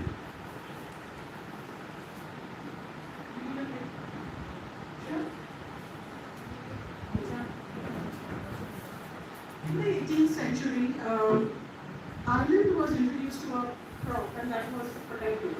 Right? So when this crop was introduced, the people were Irish people were very happy. It was one, it was cheap, easy to grow, grew in abundance, and of course it was profitable too. So what happened?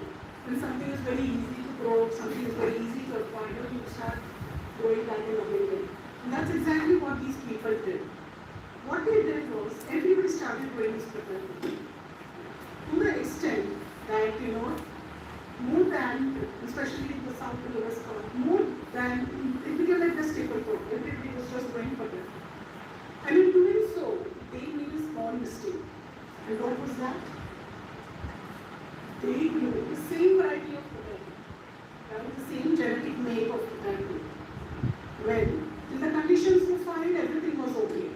Right? The crop was growing in abundance, and people were very happy.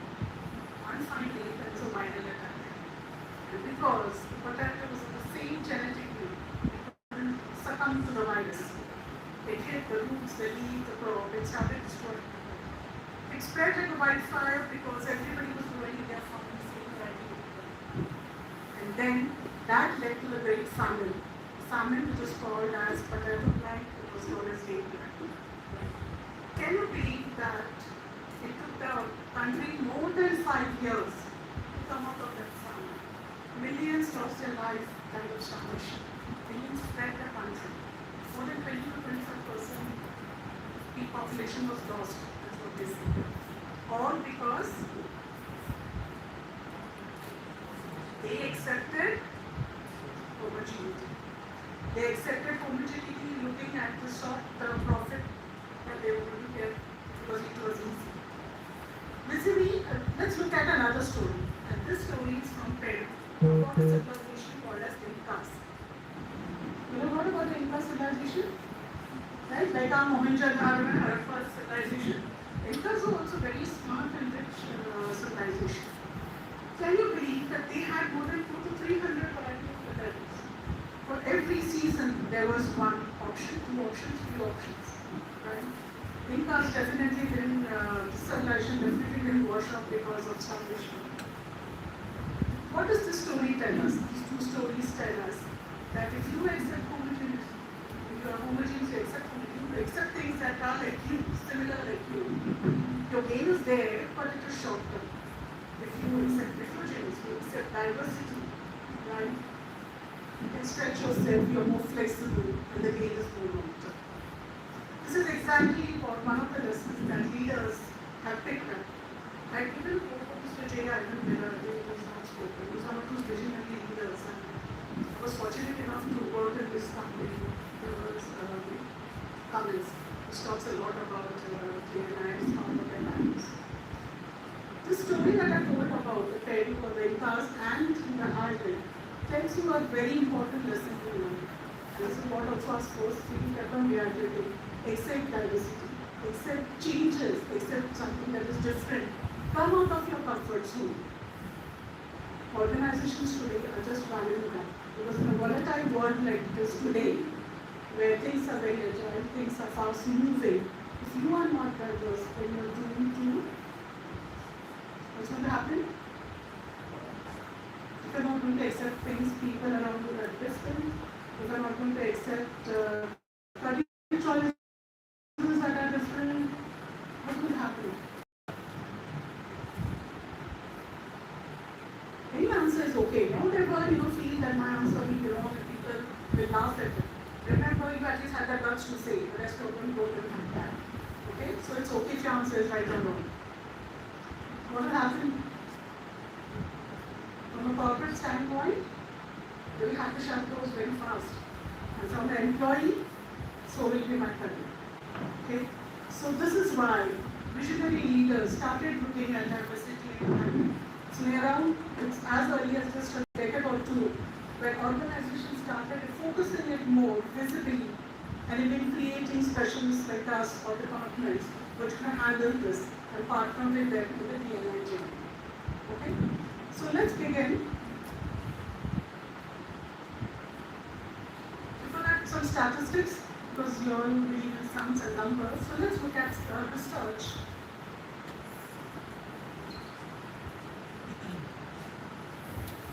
This is a research that was conducted, and this is one, I picked up reading an article on DNI that says that 85% of global enterprise believe that diversity is very, very critical. That brings innovation. Imagine, we've always taught birds of same feathers, flock together. We've always encouraged to have friends that were like us. So how many of you all have friends, if you all are the studios for IQs, how many of you all have friends who are like you all studios, first benchers?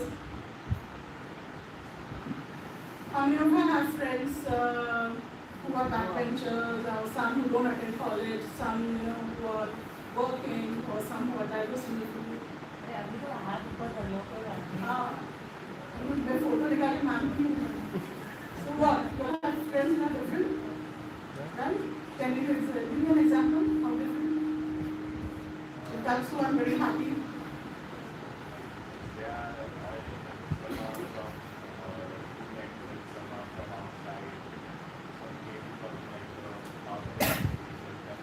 Geographically, and how many of you, if you're on studious type, you have a friend who is not really, who's like a borderline and that person? You have it?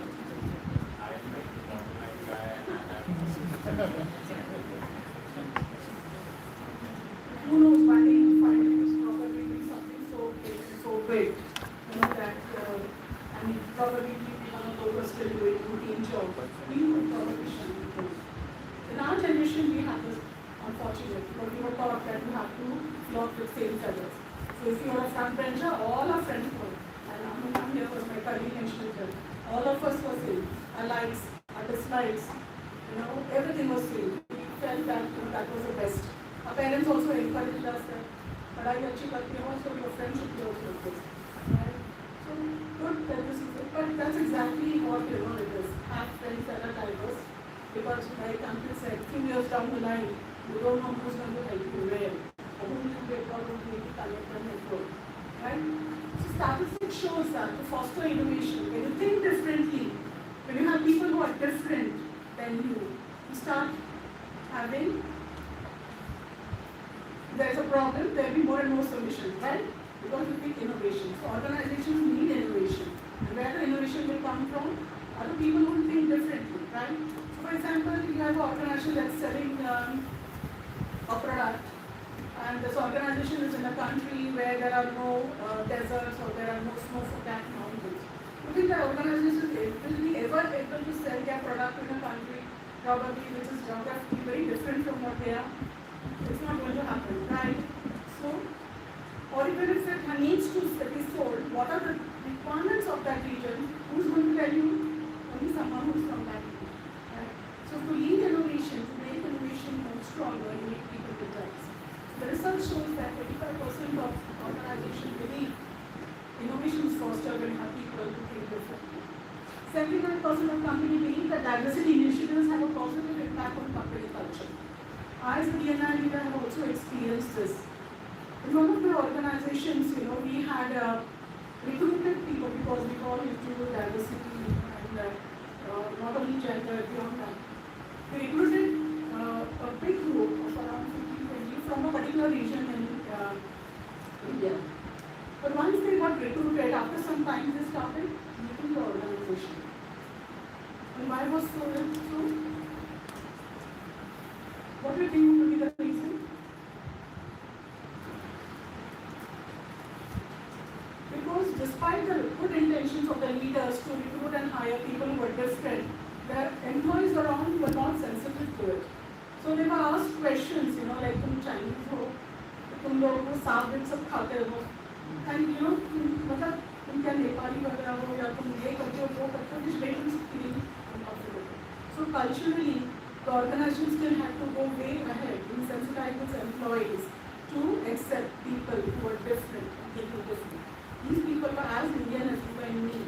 And unfortunately, because the culture was not up to it, that's when, they started losing this talent. Diversity, when organizations take care, they're talking about hiring diverse people. Please understand that they don't do charity. It's a talent. This is a talent is in a different form. In fact, in my previous assignment, when we joined gender, we were called gender. So normally, when I say gender diversity is female hiring. It was very less.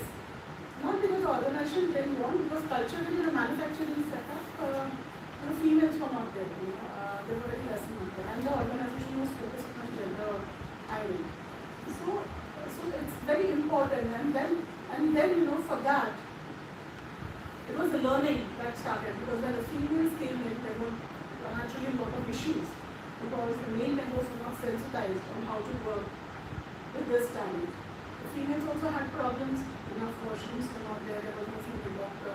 The manager did not understand why in a particular time in a month, the female was feeling uncomfortable working on machines, right? Because despite they having a wife and a daughter at home, they were not really understanding, and then there were a lot of complaints and all. So it's very important that, and that's when the ERG and the DNI person starts playing an important role. In this case, the ERG, the employee resource group, I'll talk about it further, started working with this business, and sensitizing its employees about that geographical region. And we found the impact very fast, because people started becoming sensitive. People started saying people started thinking twice on what to ask, what not to ask, and that helped in retaining quite a few talent. So it's very important that, having diversity initiative to improve the culture of the organization. Right? The research says that 83% of executives agree that diverse workforce improves a company's ability to capture and retain a diverse client base. Imagine multinational companies that whose head offices in some other country, and they come to India, right? Who are the best people to tell them what sells here and what does not, or how to work about it? Now people from this country, right? So you need to have this diverse workforce. So that's where, organizations who are expanding and moving around geographical region. Today it's a very global organization. You are moving around everywhere. It's a very volatile organization that's facing the world face. You need to understand every type of geographical zone and people and the culture. And that's where a diversity group helps, where commitment to diversity, inclusion, and equity helps in our organization. So let's understand this terminology from the organization's point of view. When the organization says that we are diverse, what is it that they actually look at? Diversity has primarily two types of dimensions. One is the primary and one is secondary. So primary dimension is what you are born with, right? So what is that? We have an example over here. That is gender, something you're born with. Your sexual orientation is something that you're born with, right? Then your ethnicity, where race, where you are, is something you're born with. Your age, right, is something you're born with. And secondary is something that you acquire over the period of time. So it is, your political affiliation or your education or your work experience. All these are added up, and that's the secondary dimension. From an organization's point of view, they look at the primary dimension. So when they're saying that we are a D&I-focused organization and we are recruiting diverse people, what they mean is they are either recruiting gender, that's female, so their focus is on female because the dashboard of that organization shows that female representation is less. So they are having female talent. He is not D&I, is not CR. Unfortunately, some companies have D&I practitioners reporting to CR, which I don't understand why. But it's not a charity that they do. They hire a talent. Yes, there will be a positive bias when hiring because if there's a male and a female candidate, both are equally talented. And if my agenda in my company is to increase my gender workforce, the manager is going to hire a female. Right? But that's a positive bias that they do just because they want to believe that this talent just needs opportunity, which compared to the male is lessly available in the market. So gender will be one of the dimensions. The second dimension we will normally look at is persons with disability, PWD. Right? These are equally talented. In fact, more talented probably than human being, the so-called able-bodied people. But unfortunately, they do not get opportunity. Unfortunately, they are, despite having the same skills, they are not, because the focus is more on what they cannot do than what they can do. I mean, I had so many times, that managers would keep on, when we have to sensitize and push this agenda, they would say, ye nahi kar sakta, wo nahi kar sakta, and I had to push back. And we have to say that there is some role in your organization that they can do. The fact that he or she is an engineer and is colorblind, fine. But उसको engineering to complete किया है. So in your engineering organization there will be some role. You see this person is talented. Just don't you just clarify them out just because they are persons with disability. So this is one great talent that organizations are now focusing. Your colleges can play a higher role because you all have a quota. Supposed to be 3% of your student population should be persons with disability. Your placement cell needs to talk about it in their presentation about this talent so that they get these opportunities, So that's one, area that definitely a lot of work, a lot of organizations are working and investing money because you need to have infrastructure, accessibility tools for people like this. You can't just have a person. I remember we had a person who was visually impaired. A symbiosis student, there is MBA symbiosis and joined. For quite some time, we didn't understand that the presentations that we would send to him, he would not be able to read full. Because wherever it was cut and paste, the software was not available for him to read it. Right? On the second hand, he also never pointed out to us. So that's a big learning, So you have to be very sensitive, you have to be very, you have to create an awareness. When you have the higher skill. So PWD is the second dimension that organizations will look at. The third is LGBT people. A group that is totally misunderstood. What we feel for, when you say LGBTQ, all you think are those, those transgenders and who are there outside, or those who wear those flashy, flattering, colorful things. And believe me, this is a and unfortunately, they are not treated. There's so much prejudices about them that they are not giving their full respect. As if that is not enough in workplaces, even in countries who do not accept them fully. Right? So this is another group that organizations are looking out for. The fourth one is generation. That is age. Right? घर में क्या होता है? Grandfather, father, uncle, auntie, and you. जितने प्यारे conversation and conflicts वहाँ होते हैं, workplace also has this. Because every generation believes हमने जो किया था हमारे टाइम में, right? So every normal conversation, this generation, they are not serious, they are not that. I beg to differ a bit and work with your generation, the Gen Zs and all. And believe me, in fact, probably the way of you express things are a bit different. But you're as genuine, and you're as intelligent and as hardworking as me. In fact, my most toughest year with the HBD of this, I had maximum volunteers from this generation. And what I found good about you all was you don't take things at face value. You all research, yes, you want to call your Google, you do everything you want to Google. But so is my 11 years old nephew. Because not only tells him anything, he goes to Google to validate it, whether it is right or wrong. Right? So it's okay, you all do that thing. But I find extremely energetic to work with your generation. You have a lot of ideas. All I had to do when I was leading was put you in the organization's core frame. I have to just ensure that. But it was great to work with you. So definitely generation diversity, because each generation brings with it some value add.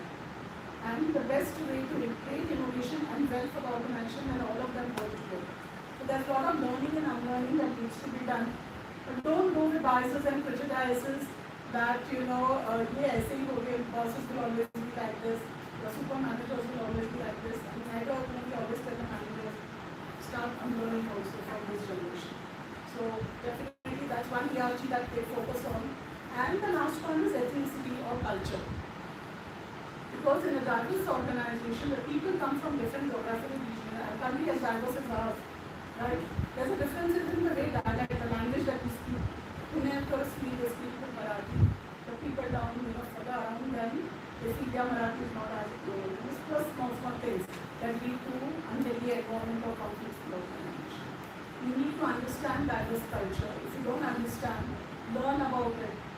Attend those awareness sessions, right? Because like I said in the morning, there are certain rules and rules in every culture. You need to be sensitive about it, right? This is a corporate world. And you don't at work without intentionally or unintentionally, you may end up hurting someone. So that's a fifth, platform that organizations say they work on when we talk about employee resources, right? So how do they do that? How does an organization do this? In any organization, they do it through ERGs. What is ERG? Employee resources. I'll talk about it more as we move forward. Let me move to the second part, E part of DEI.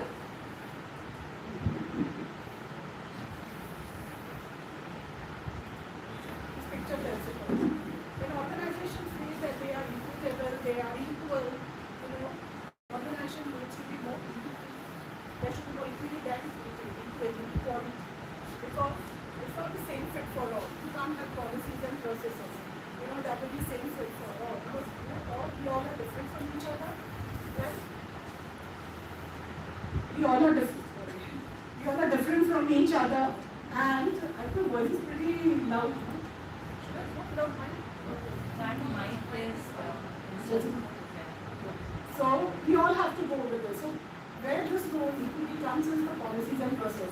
So when you are looking at organizations, when you are going to their websites, please go to their DNA part, please see if there are policies and processes that are equity, right? It's very important. Just don't blindly, pick up the organization just because the glass building looks very, that looks very tempting and like a 7-star hotel. When you are checking that organization and its culture, please also ensure that you also check how equal and equity is the policies, right?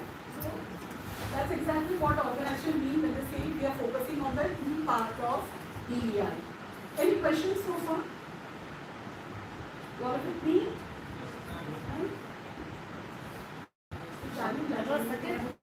Enthusiastic, yes.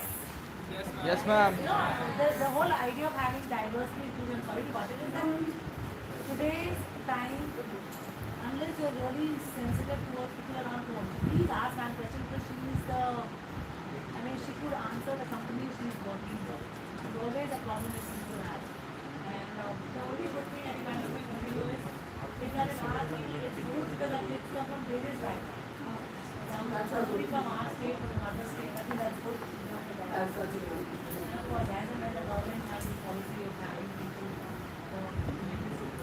which is there, but you're absolutely right. Sometimes they are more, they are there every day in class compared to the rest. Just take it to your corporate world when you step in and don't go by unnecessary policies and prejudices over there. The third I part is about inclusion. Right? So let's start with the inclusion story. Can anyone tell, today as students, you must have gone through some journey in your personal life, or maybe you're doing some internship, where you felt included, or there are times when you have made someone feel included. Anyone wants to share a story? And it could be a simple gesture, very simple thing. But you will always remember that, this person. It could be your teacher, it could be the office boy, it could be the security guard over there, who made you feel good. Everyone has a story.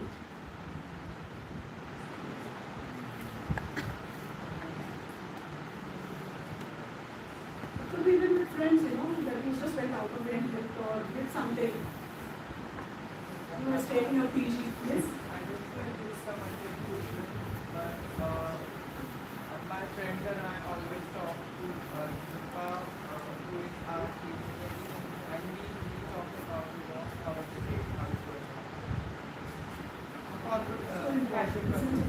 Right. This is one group, and so we always ensure,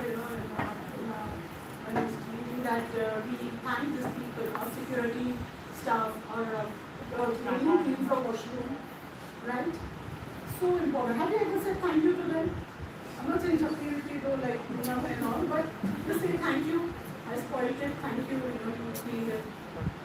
Right? If you're doing it great, please carry that as a corporate also.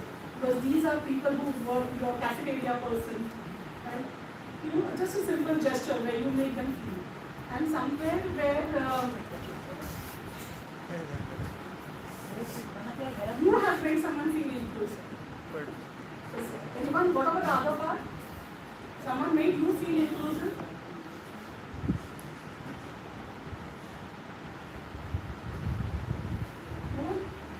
Ma'am, a simple smile during walking through the lobby when people are walking, and when we feel connected with someone, we just smile, and that makes them feel good. Your name? Atharva. Atharva. Thank you, Atharva. Thank you. And that's, I think, a very good story. Simple smile. And I'll tell you, this happened to me. When I joined my last assignment, I was walking down the stairs, and there was a gentleman walking up. I was new to the organization, and the organization was very huge. So I just knew my leadership team. And this gentleman was walking up, and he smiled at me. I didn't smile back immediately. It took for me some seconds, to realize that he's actually smiling at me. His smile was very warm. And he wished me good morning, and he just climbed up and went down. A friend was down, and I said, I don't know who it was. I don't know. I think I haven't met this person, but he smiled at me and a very warm smile. He said, that's our MD. And over the years, whenever I met him, whenever I saw him in forums, he still had the scenes. So he may have not known me, obviously, I was maybe 5 years new to the organization. But that smile was of, which made me feel that I was included. There was a warm welcome from the head of the family. He may not have known my name, smiling, just smiled at me, which is probably wasn't normal style, because after that also I found him. But he did that, and that made me very feel inclusive. Because I was coming from a so-called FMCG organization that was all cool and had Shah Rukh Khan and all, it was Pepsi. Right? So when I was coming to a very traditional organization, I had picked up this assignment, so I already had a lot of passes, and throughout the interview, I remember my leader kept on telling me, this is like Pepsi, we learn first name terms, we enjoy, and they did that. But I was a bit apprehensive, but here actually I found that he actually had this smile, and he did that always. So that made me feel very inclusive. So simple stories in life, Or when my DNI executive director, I had to make a presentation, and next day, was I had to go somewhere, and I was not going to. So it was a global DNI call that we used to have. We used to exchange a lot of ideas, because many of us just picked up the role without even having formal training on it, and was striving to, survive and swim through this. And I had told her that I won't be able to join. I was a bit apprehensive. Should I tell her that I won't be able to make a presentation tomorrow? And it was one of my IT colleague, leader. She said, she's an American company. So tell her that you won't be able to present it tomorrow. Now, coming from very traditional Indian bosses, I'm not saying all of them are like that. Most of them, I wasn't there. I would tell my boss, that I won't come. You make a presentation for delegation. But she said, just go and tell her that. And I told her on the call, I said, I won't be able to take it tomorrow. She said, without the blink, she said, yes, why not? I mean, you should have told me before. Of course I'll take. I won't take it as much as you have told us, but I will run through this presentation, and if they have any queries, they can come back. I feel so great, and then I just felt that, I mean, this lady really deserved what she was having. She was walking it up. Right. So that was the time when I felt very close to working in this team. So these are small things which each of us will contribute. Inclusion is all about, active engagement, because if you just bring diverse workforce in any organization, when you create policies, just creating policies and processes, bringing diverse people is not enough. It could backslash. It's very important that you create an environment where they bring their full self. I remember I had a colleague, and every Monday morning or after holidays, we would all come. I went out with my husband, I went with my parents here, with my friends there, and we would talk. Facebook top life था, not like just few years back. So pictures would be there updated on Facebook. This boy would never ever talk anything. We knew that he likes hiking, he's going for mountain, he goes around, but he would never post any pictures. And even the pictures would post were more of the nature and this. They were never like a group. They were never, who did he go? When did he go? Because when, post after a few years, when I moved into DNI and when I launched the HVDQ, it's when he came and told me that, the reason I didn't say is because my partner is a male. And already the law, of course, was very bad. That time 377 was not published, and even today same-sex marriages in India is not legalized. So what will I tell you all? If I tell you all I'm going out and I enjoy equally as much, if I'm more than you all, but it was only with my main partner, I don't know whether you all will even wish me tomorrow morning. So imagine coming to the organization every day, not bringing your whole self. Right? Always with the fear that someone will find you about you and then you're totally done. Is that, and this happens in organization, despite telling them that, saying that they're a DI sensitive organization, you have leaders and people saying, why do you need all this? That's the insensitivity some of us, people around us, and it's okay because that's their personal diversity, that's how they were brought up, that's how their schooling was done, that's what the environment is. And each of us will bring this personal diversity to the organization and probably contribute with creating an inclusive or non-inclusive environment. So the inclusion part is all focusing on how you make the employees work with your whole self, bring your whole self, irrespective of what dimension of diversity they belong to. So it's DEI, or some organizations call it inclusion and diversity, some call it belonging, and they are about belonging. At the end of the messaging is the same. It's all about creating a workplace where every employee will bring their whole self to the organization so that they contribute to innovation, and that would lead to profitability. It's a clear business case, and there are organizations you join will have a full day or half day program just on DNI, and they'll give you a lot of stories about how DNI has helped them in this organization. So I'll give you a brief how to structure DNI is structured in any organization. It may not necessarily be like this. Most of the organizations will be like this.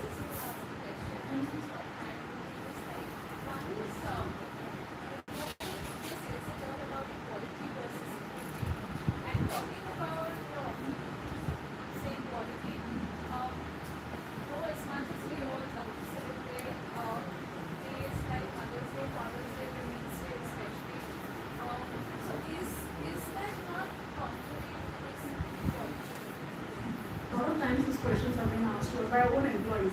Women's Day है तो mother father day तो है. Women's Day है तो हमेशा. Women's Day है तो Men's Day के लिए. And we will always say nobody stops here. The reason why we needed this in the beginning, remember the journey was when there were hardly 2-3 representations of women, right? When I joined my organization, we were just 5%. And once in a while we would meet, and that was also just to get to know each other, and then there will be some celebrations, Women's Day mature over here. The reason why we meet these days, and it will be for few years more. Once probably we'll reach the age where there is equal representation, we won't need this. But organizations sometimes need to have these targeted events and days, just that so that people are aware of it. The number of females that are there, or what all we are doing under that. You need to recognize, you need to award them. The basic objective is that more awareness is created. That having this is a talent that is acquired and there's nothing. It's nothing. Probably few months we have persons with disability day, right?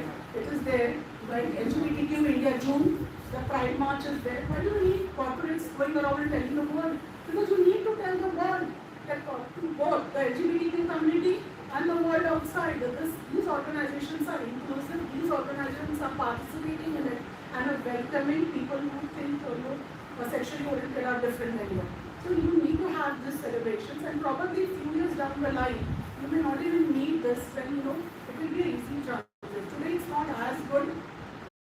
Still a lot of challenges down, and I'll talk about those challenges. So for now, I need to have a persons with disability celebrated, because there is a group in my organization, in the organization that you are, that are not sensitive to it, that will not understand this group at all. And then we go with the biases and prejudices, and then as an organization we use talent. So for some time, definitely these days will be important, and these days are celebrated keeping that in mind. And they have also met. When I joined my last assignment, we used to meet only once in a year. Jaake khane ka, and we used to enjoy, dance games karo, jao. No serious talks, no guest lectures, no unlearning about journeys of others. We also matured over the period of time, that the Women's Day celebration became more serious and just fun, but also very learning and meaningful. Right? So, I hope I'm answering your question. So yes, these days will be there for some time until we reach a stage. Because today also, there are people who say, why do you need that Pride March and why do you host a Pride flag there? What is really a big thing about, gay marriage or lesbian marriage? There are people who are talking that, and we need to change that. It's not, and there will always be people who will not change. Like there are always countries that do not want to change. There are fanatics, right? You have countries around the world that refuse to change and look where they are. Right? Or there is a country like Singapore, who like us got independent. Singapore, has four major culture, right? Chinese is there, Indians are there, Malayalas are there, and Eurasians are there. Imagine when they got their independence and they decided there would have been such a big conflict and war internally. Who will rule the country? Who will be the prime minister? But what did the leaders did? They valued diversity, and what they did is they picked up strong points from each culture, formed the government, and put the focus on education, and today look where the country has gone to. Right? They knew that respecting diversity is more important than creating conflicts. So the DNR framework I just give is normally in a very an organization that generally works on this DNR journey, you will always have the business head as the chairperson, right? Because he is a strong ally, he's a decision maker, and any organization that has their business head totally aligned with DNR, their DNR journey is pretty faster and more welcoming. Right? So you always have the business, so he's a chairperson, he takes updates regularly, he'll help you wherever he needs to pitch in. He is your chairperson and your sponsor.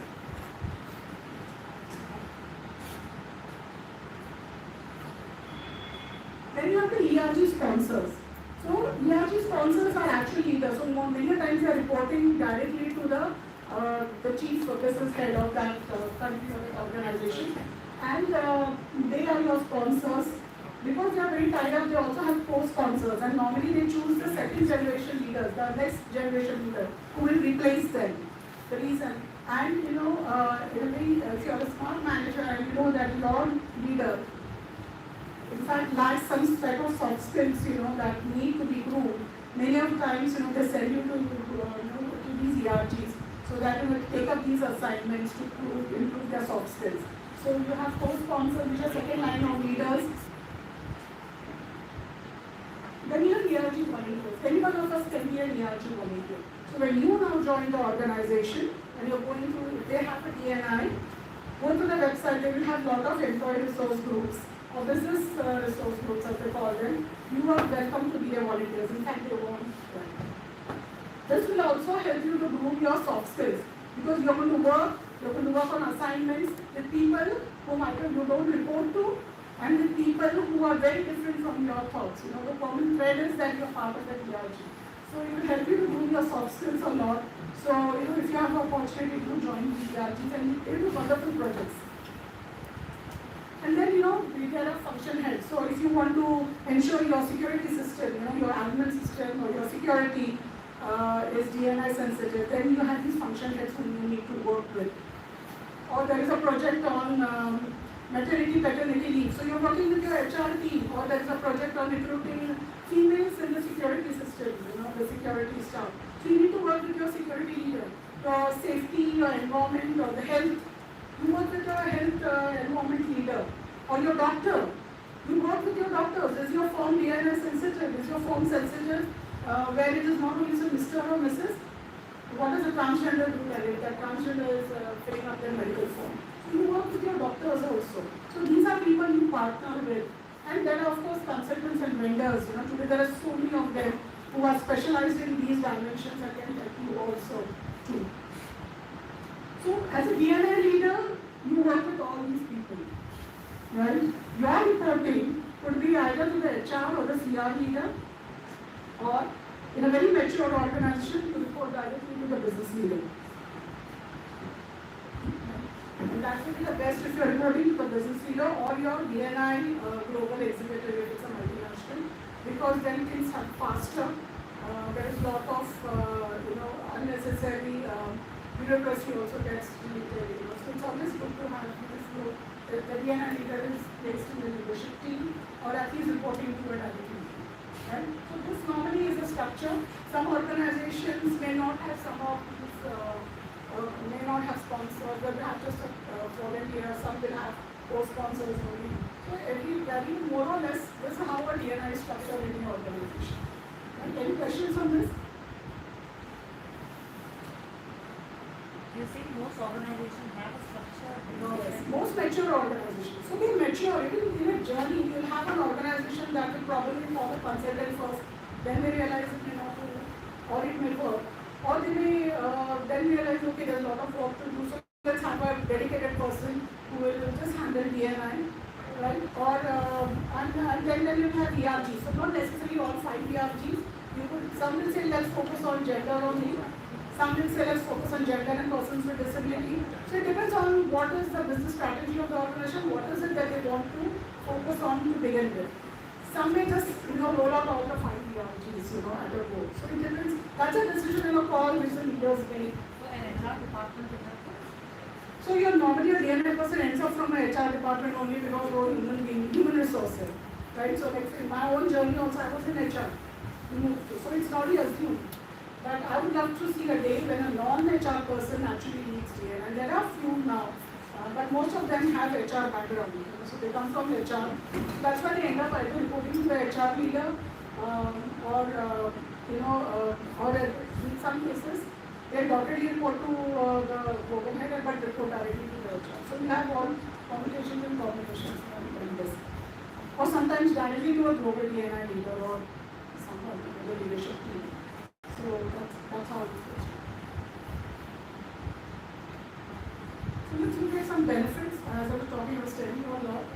Diversity, why is the organization doing this? Why is it talking so much about diversity and investing in inclusion? And because it's a cost at the end of the day. It's not a charity. There is a visible return in monetary terms also. And one of them is attracting and retaining talent. Right? So attracting diverse talent. How will a diverse talent get attracted to your company? It's only when you showcase to them that you are welcoming them, irrespective of what culture, what geographical location, and what ethnicity they belong to. When you showcase that, it attracts talent, right? And retention. Now, not everyone, will always leave an organization because of salary. Many times you find people staying in the organization just because, they feel welcome, they are getting great projects. The environment is very open and very friendly for them. So it helps you retention a lot, and so it in a way also helps diverse perspective. You get diverse perspective to a problem. Imagine if all of us were thinking the same way and there is a problem, our solutions would also be the same, right? You will not have diverse perspective. When you recruit diverse talent, you get diverse perspective, diverse solutions to those problems, and that's exactly that will help the organization. Innovation, right? Think differently. You always have someone, but you need to welcome that thinking. If you stop the person, it's not going to happen. So thinking differently. Because each of us come with our own experience and own skill sets, right? Own geographical region that you belong to, and each of us, because of your born with a particular geographical region, also have some unique skill sets. Like we said, a Pahadi log got tough for there, right? Because that's how the geography. And many times they bring that this to the organization to help innovation. And I remember in my organization there was a story where the employees could open a very complex control panel, only because they came from a country where spare parts was very not easily available.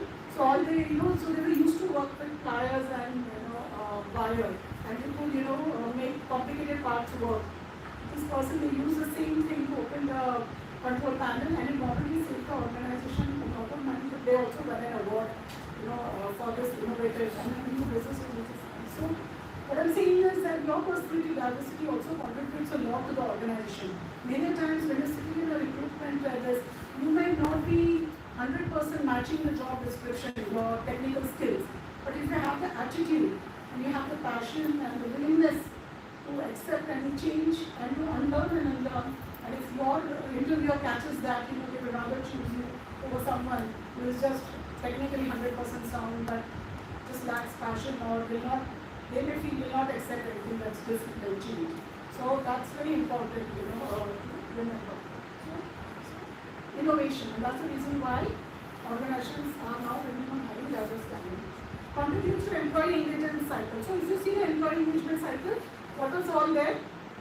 Only HR was a subject. Just name one or two. What comes under employee engagement cycle?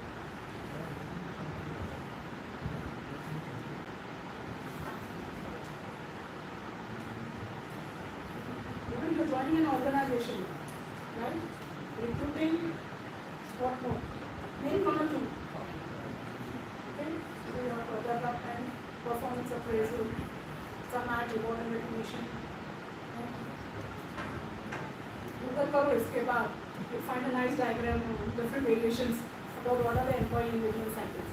The PNL person partners with every step in those employee engagement cycles. So you partner with the RGs through projects to be key members in those projects. Like I tell you, the maternity and paternity leave. You find a lot of organizations, the PNI people have played a very important role. When the paternity leave was 6 months, and of course the government itself declared it, paternity leave was probably just few days, or there was no paternity leave.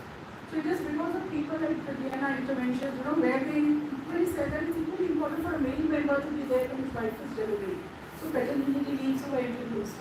Even with organizations that didn't want it, and with a good number of days, 15 to 20 days.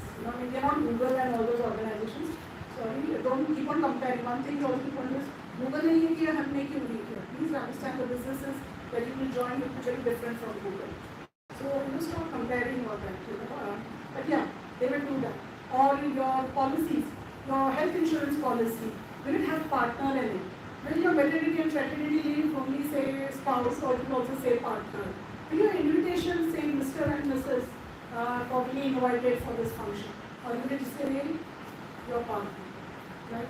These small changes, that the DNA persons and the ERGs together work with different teams in the employee engagement cycle, to make it more inclusive for the workplace.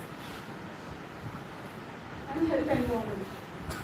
So many initiatives are run. When you just hire gender, for example, it's not enough. You need to ensure washrooms are there. You need to ensure there's a lactating room. When I joined, I remember there were times when organizations didn't even know what was lactating room. Mothers who were breastfeeding their child, it was tough for them. They had to join the organization early. There was no room. I remember one of my friends had to, lactate. Lactating, right? Breastfeeding the child for the first 2 months. The milk needs to be extracted from the women's mother's breast. So what did they do? She would go to the washroom, the female washroom, lactated. Then she had, of course, equipment where it would be stored. She would walk all the way to the main gate and give it to those who were coming to the first child. Imagine that. Right? To the day when the organization changed and we have this beautiful lactating room where they can go and lactate. Small things. Meditation room. There are some religions that lead to do prayers at a particular hour and time for a particular period. they have a meditation room. Otherwise, you will find the employees going to the terrace and here and there. But of course, we validated instead of calling it prayer room, we call it meditation room. You can also host it. There's nothing, sometimes you need a break, you just want to think, where do I sit? So these are all small things, these are all small favors that your DNI with the ERG and the team can help the organization to make it more inclusive. So, health and work, when you have such things, health to work environment also increases. So, that's where the DNI contributes. So, that's one benefit when you have people who think differently. Right? These are people who will bring those change based on their experience. These are the people who will push the organization to make those changes if required. So, that's how the benefits, these are the few benefits which I personally have experienced. Challenges, prioritization. It's again your leader. If the top leader is aligned, is DNI focused, things happen. But if the top leader is more business focused, pushing DNI agenda is very tough at times. So, you have to find, then you have to be as a DNI person very innovative to think how will I push the agenda. Otherwise, you will never get a place. So, it's very important, prioritization. For some organizations, it's their business strategy. They openly talk about it. Their leaders will talk about it in every possible forum. You will find they will speak it and they'll speak it with heart. But prioritization is a major challenge, many a times. I know one of my DNI influencers, she is in a very big company, I won't tell you where. She reports to it's a family run, one of the big industrialist businessmen there. She says, I have tough time. A tough time because despite reporting to this person, it's not on their agenda. It's on their agenda, so it's very difficult to put your agenda. So having prioritization is a very big challenge for us.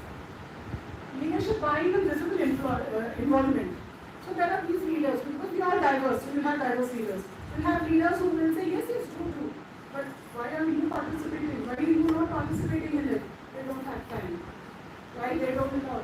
Recently we have leaders who will ensure that they find time for DNI initiatives. And they are very visible, they are very vocal about it. They will do that internal and external. So these, that's also a very challenge when you don't have a top leadership and leaders buying, or they don't prioritize and they don't walk the talk.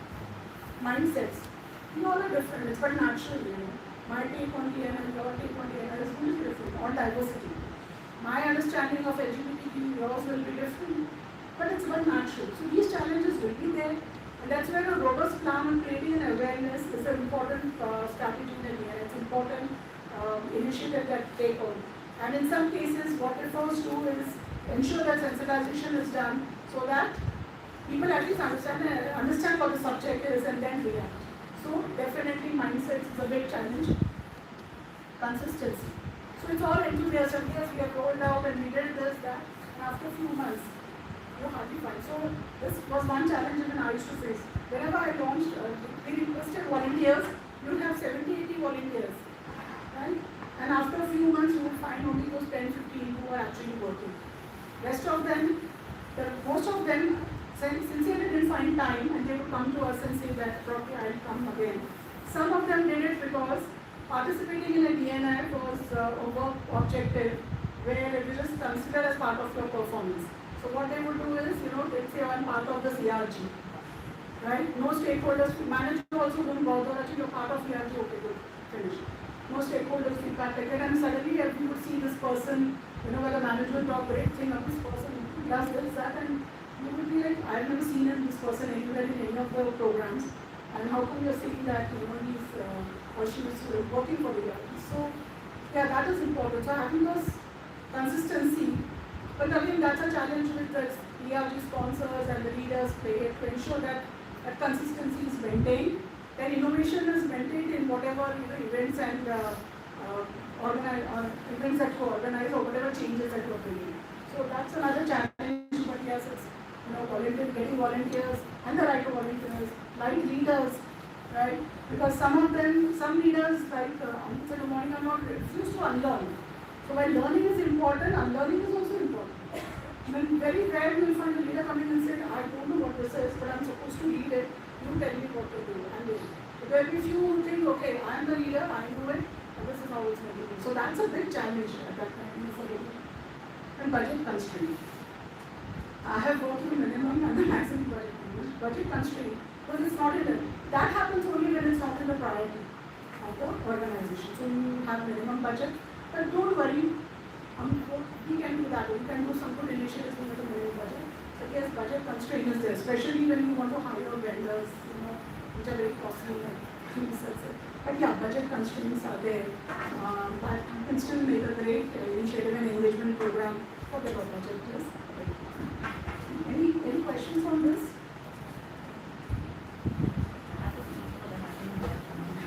Okay, just also. I don't think you get speakers time and again. As you said, you get an opportunity to ask questions.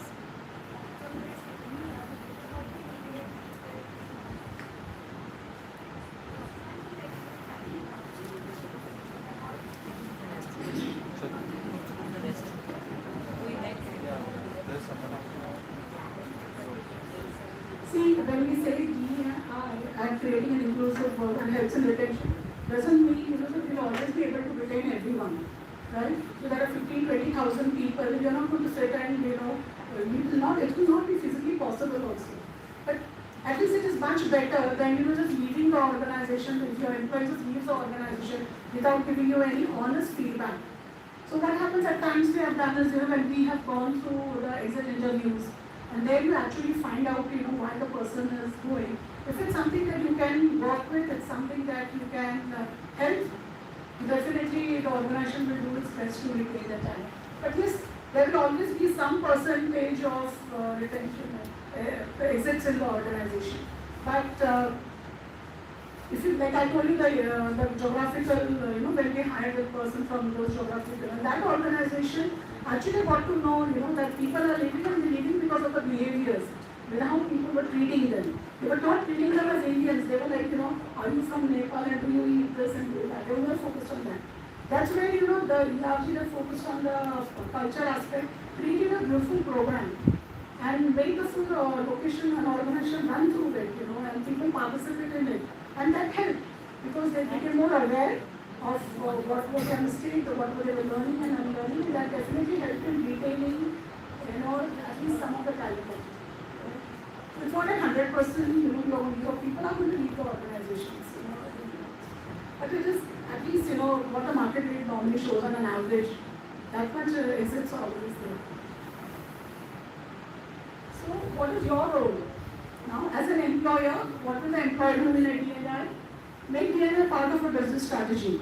So, there will be targets, and they'll talk about it. They'll talk about it in the annual report.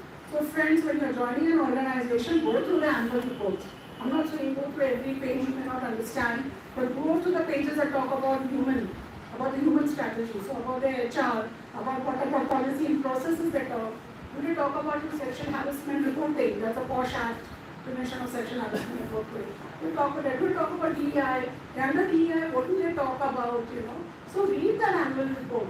Because that is very, very important. Be prepared when you're stepping into that organization. Like Ankit said, those 3 months, you could make a difference.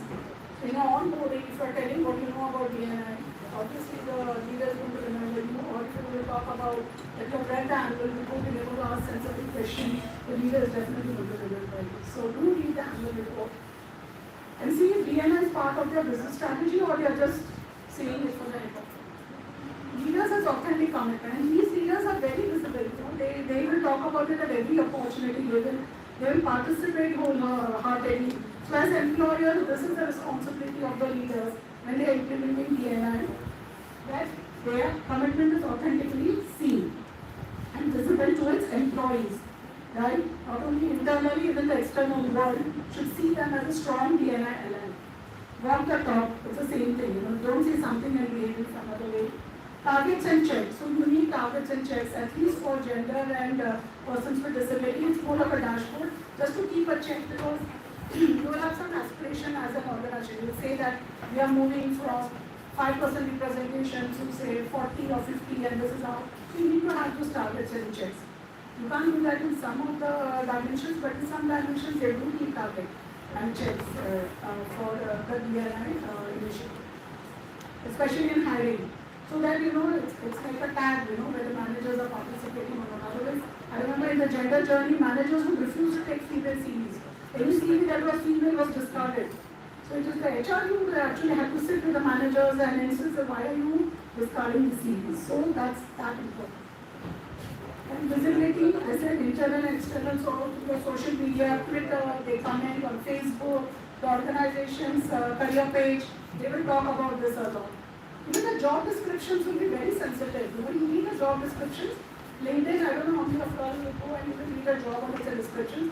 But DNS sensitive organizations, job descriptions are very beautifully written. But it makes you feel that you should apply for those roles, So that's very important. And I just spoke about communication. So that's the role. This is what the employees do from their part.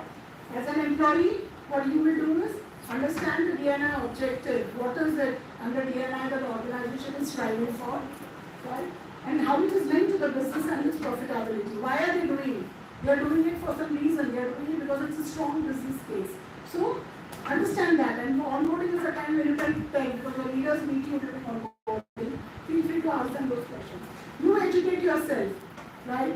Through Google, YouTube's, or through the organization's policies and process. Educate yourself on DEI. Right? Be open to learn and unlearn. So as you grow up in hierarchy, you don't say, it will be one-way traffic. Learning is always there, right? It's never ending, it's not going to stop. So be open to learning and unlearning.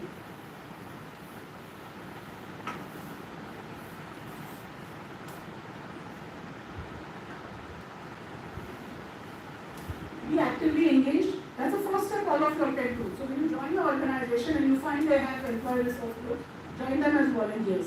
Right? Ensure that whichever ERG is of your life, or you feel you are not comfortable but you want to know more about it, join that ERG because it really gives you an amazing project management experience. More than auditing your books will tell you. This will give you an example. So do join the ERGs, because they do live projects. They don't do projects just for tick mark. They do projects that will impact the organization in a positive way. Have a DNI work objective. And if your manager refuses to acknowledge it, just go to your HR or the DNI leader. The DNI work objective will be as critical as your day-to-day work objectives. Many organizations ensure that. So ensure that it's part of your work objective. Ensure you will take a stakeholder feedback on it so that your manager gets authenticated that yes, whatever you have done, there is a stakeholder feedback on that.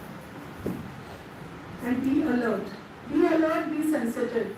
It's not fun, that you come. Be alert within your team at least. Right? Be alert that if somebody is facing some sort of biases and prejudices, so be alert on that for yourself and for others also. So this I thought I'll just show you how do you understand which maturity level a DNI organization is. So there are some organizations who just do compliance focus. For chairman ने बोला है maternity चाहिए तो will put it 6 months. They do just as because the law is telling you, right? It's just a compliance focus, nothing beyond that. They don't talk about it. They don't have people dedicated to it. The second type, is, so that's a base type. When you start your DNI journey, probably many of the organizations are at a compliance level, right?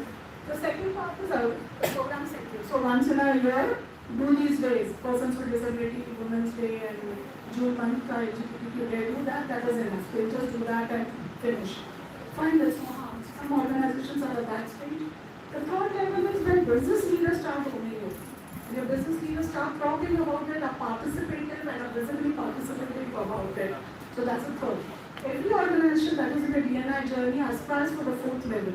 The fourth level is sustenance, and DNI becomes part of every employee's DNA. They talk of every employee you will meet in that organization will be talking about it. So that's what every organization aspires as they climb up the DNI journey. So this is any question about I thought I'll show you 2 videos. One is about an Indian leader. This is Tautsi, individual global solution. I found this video on YouTube, and this is Mr. Parker Sarkar. And he speaks very beautifully. He talks about the herd mentality which managers have and why diversity is so important in an organization. Second video is a very beautiful video by Accenture company. Inclusion begins with I. So when the organization talks about inclusion, it's not just the organization doing it, it's all of us have to participate, and it starts with me. So watch this beautiful video. And it's there on YouTube, it's an open video, so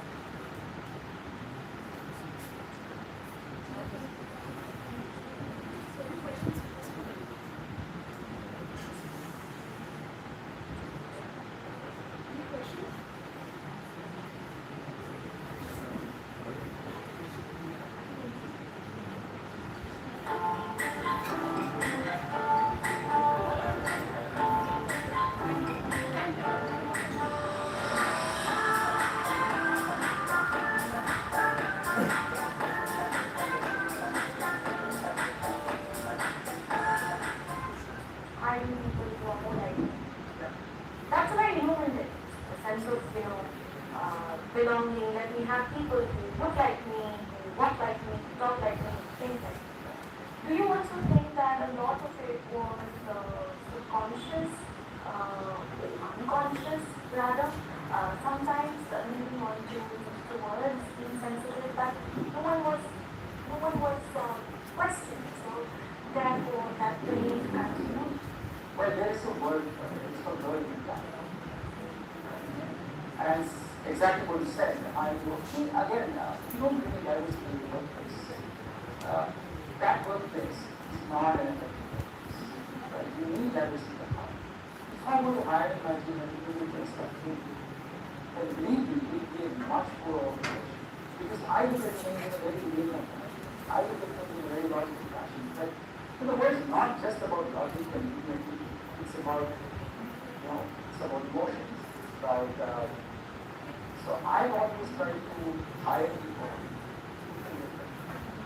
There are leaders who want to hire investment, who will say yes to everything that the leader says.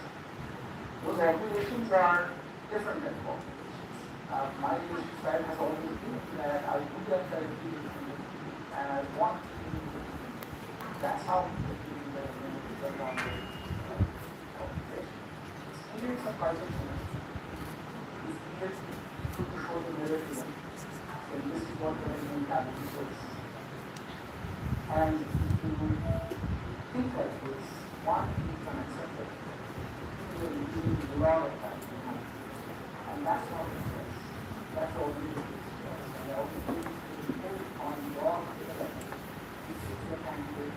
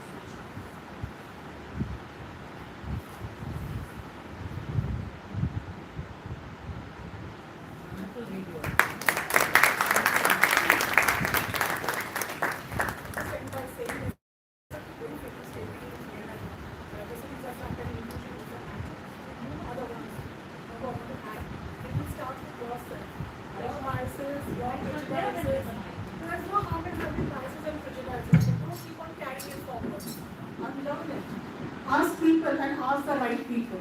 This is very important. Ask the right people and they will give you the answer. Have mentors, have the right mentors, have right diverse mentors and contribute to the DNI journey. We and from our generation have brought it to this level. Now it is in your hand to take it ahead. And I am very positive personally because I've worked with your generation and I'm finding you very open, frankly very open compared to my generation. And I think, all you need is that push, all you need is that platform, and I think you all will be grateful. I hope down the line, if I meet someone of yours somewhere, you all will share with me your DNI journey. My best wishes to you. Have a wonderful, wonderful career. And have a harassment-free career.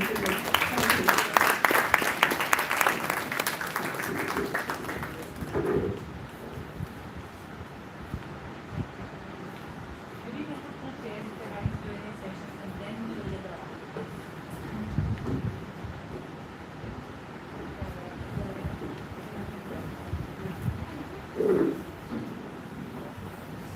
Thank you, ma'am, for your insightful guidance. And as you already quoted, in a volatile world, if one is not diverse, the road will be rocky for us, and everything starts with us, as you said. We'll make sure to inculcate all the knowledge about diversity and inclusion you shared with us today. So thank you, ma'am. Now we'll have a short Q&A session.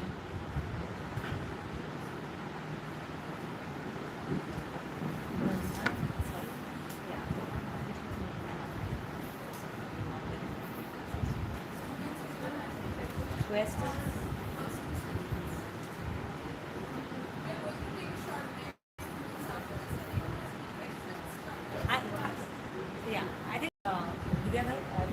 to ask. But before that, anyone else before Vidyadev ask a question?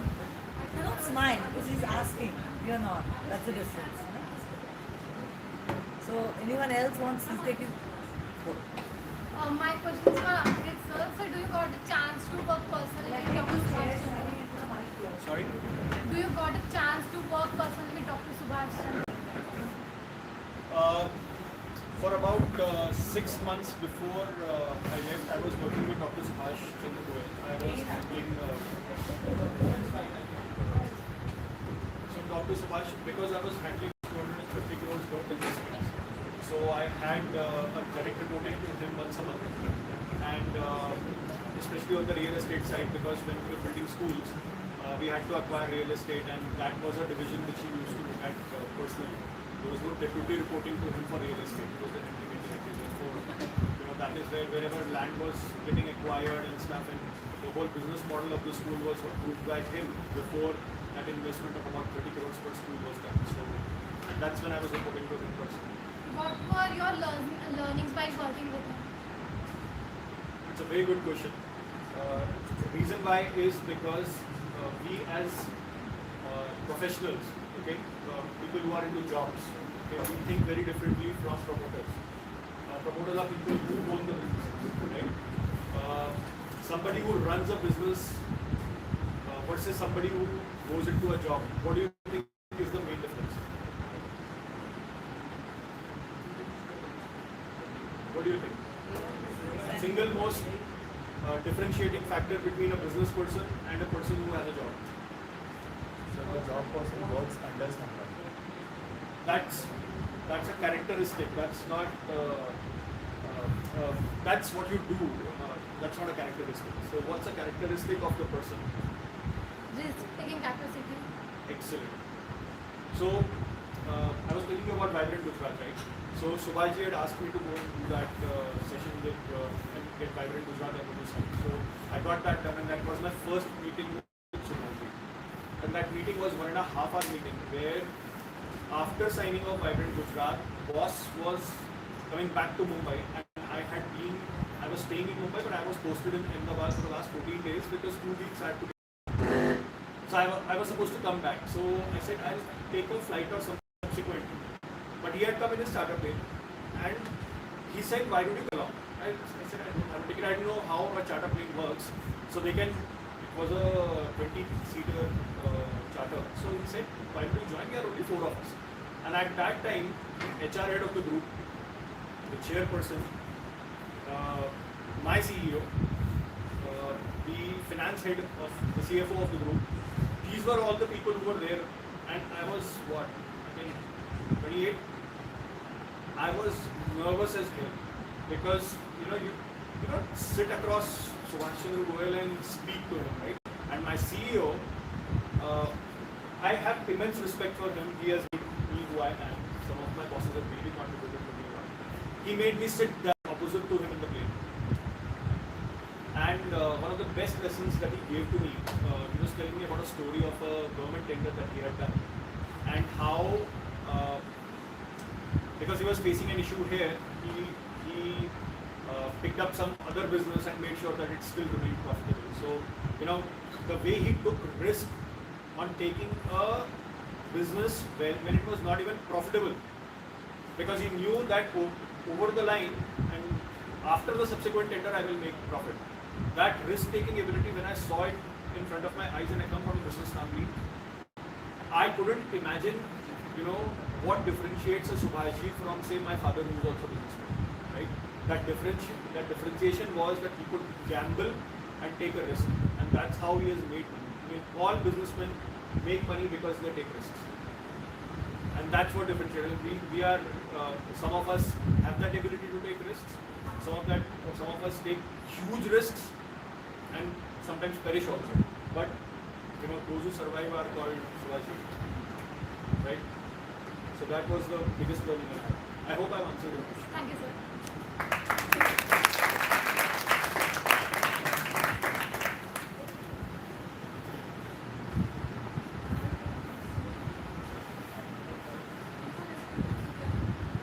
Questions? Take another 2 questions. Yes.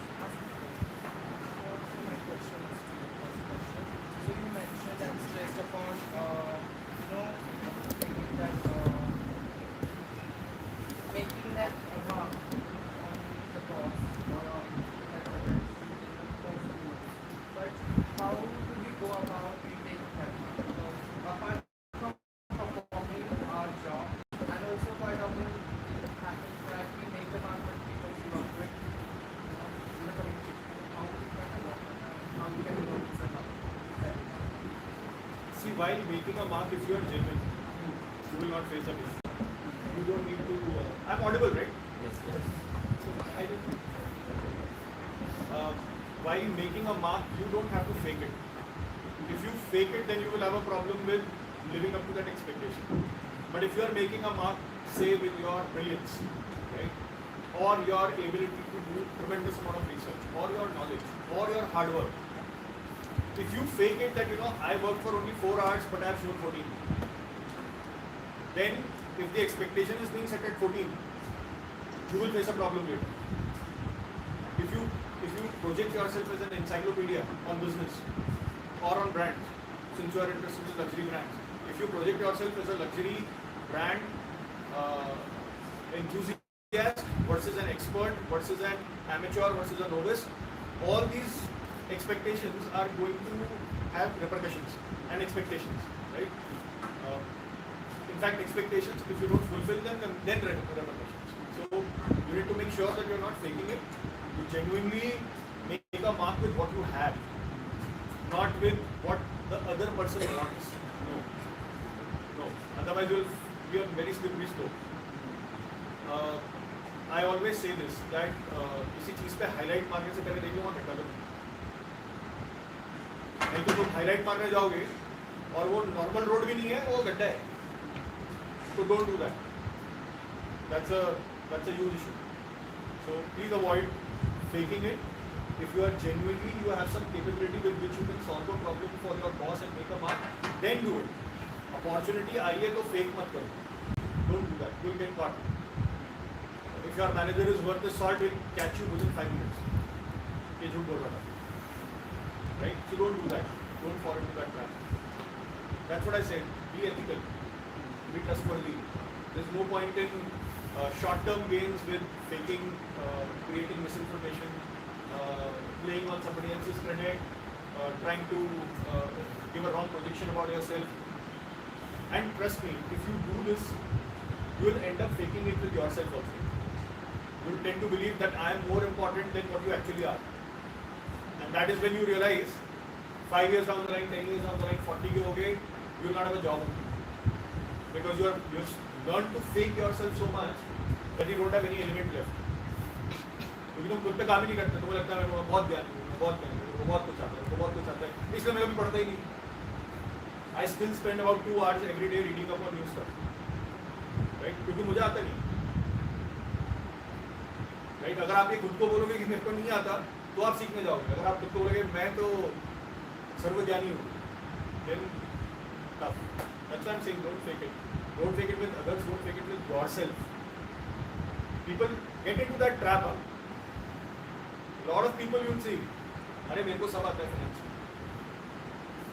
Do you know about how do you do evaluation of a business which is making losses right now and it is equity based growth for an investor?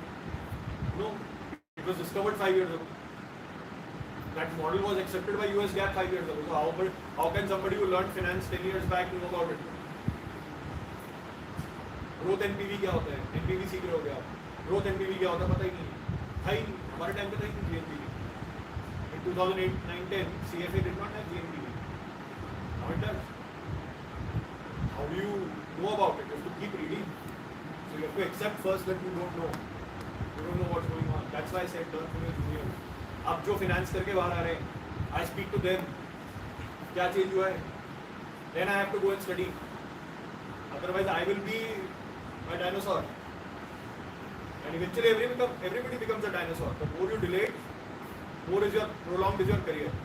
I've seen people peaking out at 30. I've seen people peaking out at 35, 40, 50, 60. And I am seeing my father, he's still relevant at 75.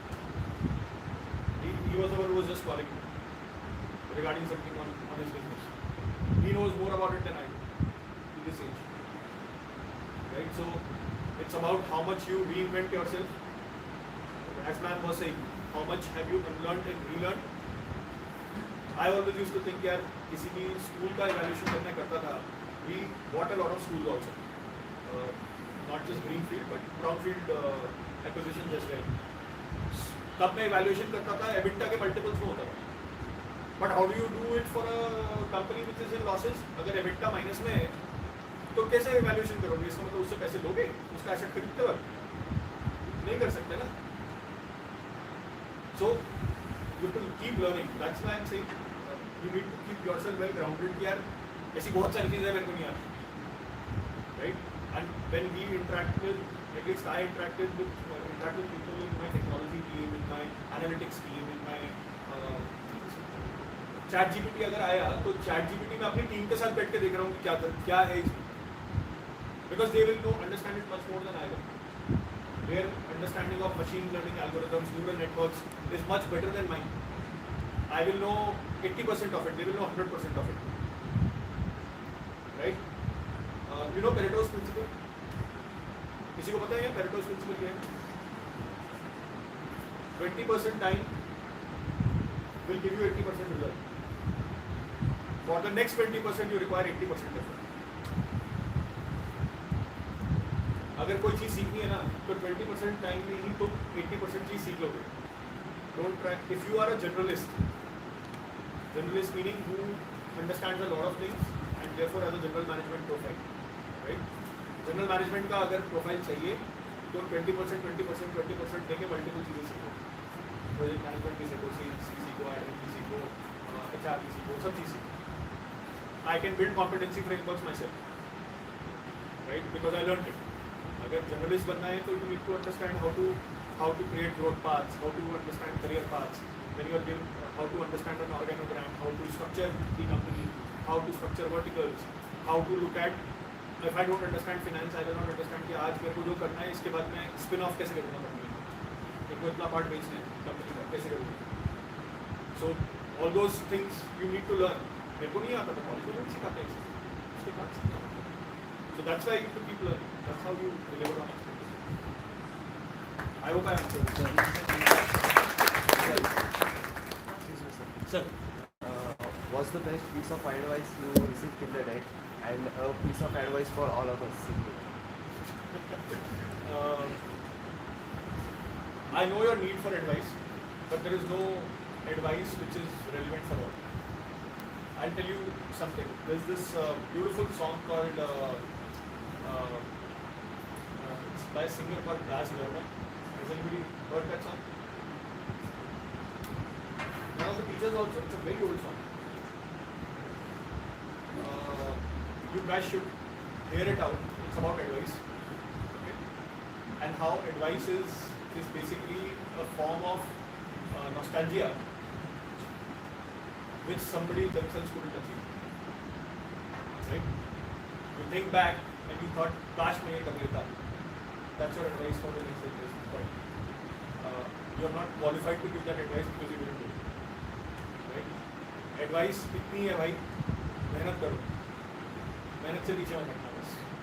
ये एक normal चीज़ है जो तुम्हें अपनी personal life में भी करनी पड़ेगी, अपनी प्रोफेशनल लाइफ में भी करनी पड़ेगी, फैमिली के साथ भी उतनी मेहनत करनी पड़ेगी, काम के साथ भी उतनी मेहनत करनी पड़ेगी, हेल्थ के साथ भी उतनी मेहनत करनी पड़ेगी. 10 साल में you will start realizing that मज़ा मस्ती एक लिमिट के आगे is going to cost you your life.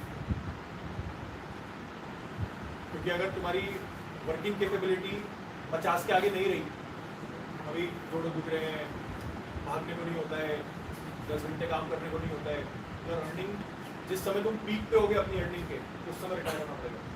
उस समय के 10 साल का नुकसान सोचो. इमेजिन आज तुम स्टार्ट करोगे समझो 3 लाख के पैकेज पे, 4 लाख के, 5 लाख के, 10 लाख के, राइट? उस टाइम तुम 1 करोड़ कमा रहे होगे और तुमसे क्योंकि काम नहीं हो सकता इसलिए तुम्हें काम छोड़ना पड़ेगा, राइट? तो एडवाइस की तो कोई लिमिट ही नहीं है. बट खुद पे मेहनत करोगे तो ज़्यादातर सिचुएशंस में तुम्हें एडवाइस की जरूरत नहीं पड़ेगी. You figure out a way of. I hope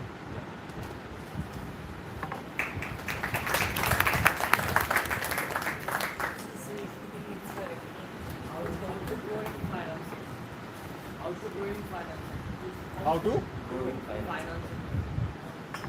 What exactly in finance? अगर हमें जॉब लगती है एज अ फाइनेंस तो वो कैसे देखो फाइनेंस में ना कई सारी प्रोफाइल्स होती हैं. I'm sure it's going to take decision. Finally, it's all about money. मैं तो ये बता सकता हूँ कि अगर वाकई लाइफ में सक्सेसफुल होना ना बनिया फाइनेंस सीखो. Don't look at US gap accounting. Understand बनिया फाइनेंस. May be Saurabh. एक ये जो क्वेश्चन था ना, best advice, that I will say one sentence. What's the use of audit? अगर हेल्दी नहीं है बॉडी तो that part you must focus on. Health is very important. Health is wealth actually. That part I will focus. Remaining part I will continue in my session. Figure out what kind of finance work you want to do. Figure out what kind of finance work you want to do. There is corporate finance, there is investment banking, there are a lot of profiles in finance here. मतलब बहुत सारी financial modeling सीखनी है, financial management सीखना है, क्या करना है वो speak to your prof also and understand a little bit in more detail, and I'm sure Saurabh is going to cover it. But finance is very vast, very vast. Right from financial accounting to investment banking, front end, back end भी अलग अलग होता है उसमें. India में जो ज़्यादातर काम होता है इन्वेस्टमेंट बैंकिंग में, that is typically back and. Whether it is Colliers or whether it is HSBC, all of their back end offices are here. Front end work mostly happens in Singapore, Hong Kong, front end investment banking. और बाकी छोटी मोटी boutique firms हैं, they provide. Equal Colliers is India में front end का काम है. They actually raise money here. So otherwise generally money is raised outside. Back and पे केवल यहाँ पे इवैल्यूएशन का काम होता है इन्वेस्टमेंट बैंकिंग. सो और अगर बैंक्स में जाना है तो बैंक्स में आज की तारीख में फाइनेंस कम और मार्केटिंग ज़्यादा है. So retail banking specially unless you want to, I can go on and on. Actuarial sciences है, there is a lot. You can look at financial product creation and all.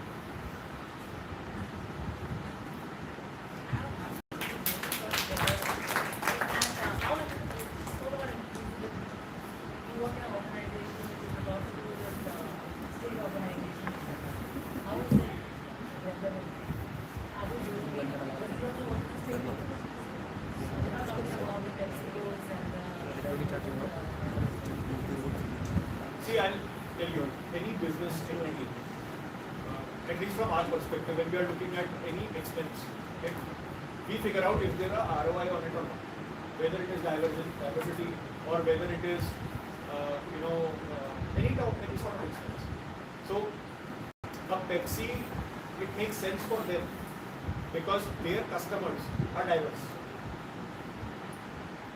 If I am in an organization which is making men's product, okay, you will want men on your team, right? How many educational institutions, what percentage do you see are women teachers and what percentage do you see are men teachers? Because they are positively predisposed to that role, right? So there are, I wouldn't say that one size fits all. I've seen people in marketing, men and women alike. But I also believe that it has to be capability based. You can't put a filter on it. Basis saying that I want to get diversity. That's not how I would look at it. And I mean, sure, with all respect to ma'am, if the role demands it, if I have a customer who's a female and she's more comfortable with a female, I'll have it. But if the customer is a male and he insists on talking at 10 PM in the night to take reporting, I can't put a female. She will have her own set of challenges by delivering it. So you have to look at the fitment and the capability. If it's a female, it's a female. If it's a male, it's a male. That's how we look at it, because at the end of the day, we have a vote to justify the expense. Otherwise, you are giving a wrong footing to whosoever has come in as diversity, because they will not have a growth path. If they end up not delivering in that role, then do you create diversity in promotions also? Where does it end?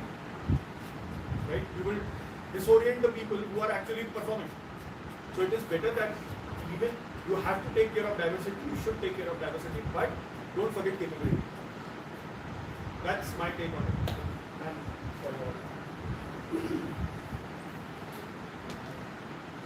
my take in my experience again is definitely yes. There have been organizations who, under the pretext of increasing the diverse count, who end up taking wrong decisions. And that's very rightly said, when it comes to capability. There will be times where you probably have to keep your diversity agenda secondary. But my take on this is that you don't make the decision, right? If as a female salesperson or if I am capable of going to a customer at 8 or 9 o'clock, let me decide as an employee. My organization or manager will ensure that I am safe, and that could be done in different ways. Probably I'll be able. But then many times it happens that the managers end up taking decisions on that. So what I would say from my end is that just hiring diversity is just to blindly. Obviously, at some point of time, you have to see the organization's requirement and how it is going to prosperity and the capability also. But let the decision also be taken by the diverse person on whose behalf you are taking that decision, right? So I'll give you a simple story example, which I heard. So there was this manager and he got a talent female, joining his organization. She got married. And after the first year, it so happened that, in fact, it came as an ethics case. It was launched, the female launched as an ethics case. Because after a year, so the manager stopped giving her critical projects. Right? And she was career-oriented, she was competitive, and she just saw that all the critical projects were going to the male members, and she was not getting anything. And she went and asked her manager, why you are not doing this XYZ? She said, आपकी शादी हो गई है ना, अभी तुम बच्चों के बारे में सोचोगे and all, then you become pregnant. So I thought it's better that we don't give. Right? That's when this non-inclusion starts happening. This because of this biasing behavior. So all she said is, did my husband call up and tell you that don't give any critical project to my wife? He said, no. Did I tell you in any of my reviews that please don't give critical project? I decided to have a child. No, then what you can decide on it. So there are two aspects to it. Definitely, there will be times when your DNA agenda, I'm talking about gender or person with disability or whatever, you may have to take it at a back foot. But let that decision, give a chance to that diverse person to say that he or she is not capable of doing that. Let's not take that decision on behalf of the people. Many times, that leads to this. In fact, she vouched a lot of company unnecessarily, isn't it? If the manager started a conversation with her that, or in her conversation she never said that don't give me critical project, it's fine. So what I'm saying, that's again we're saying, it's very important.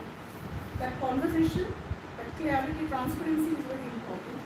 And that's how things will be. So there are many such examples, but my take would be let that person decide. And I'm sure if it's not, if I'm not comfortable looking, going out at 10 o'clock or 11 o'clock, I will tell. If I'm not comfortable, I'll say I'll go, but then give me some support. It could be in any way, maybe my colleague or ensure there is a path. But leave that decision to me. And we all of us have faced this. I remember taking a training midnight in one of our plants, just because we couldn't get daytime. It was okay, my organization ensured that I was safe. There were people with me who would take me back to my organization. There were my other colleagues also, and they were doing their work. It's not like especially for me personally. But that was a discussion and a dialogue. So that dialogue is very important when you hire a this case. That's my experience in marketing.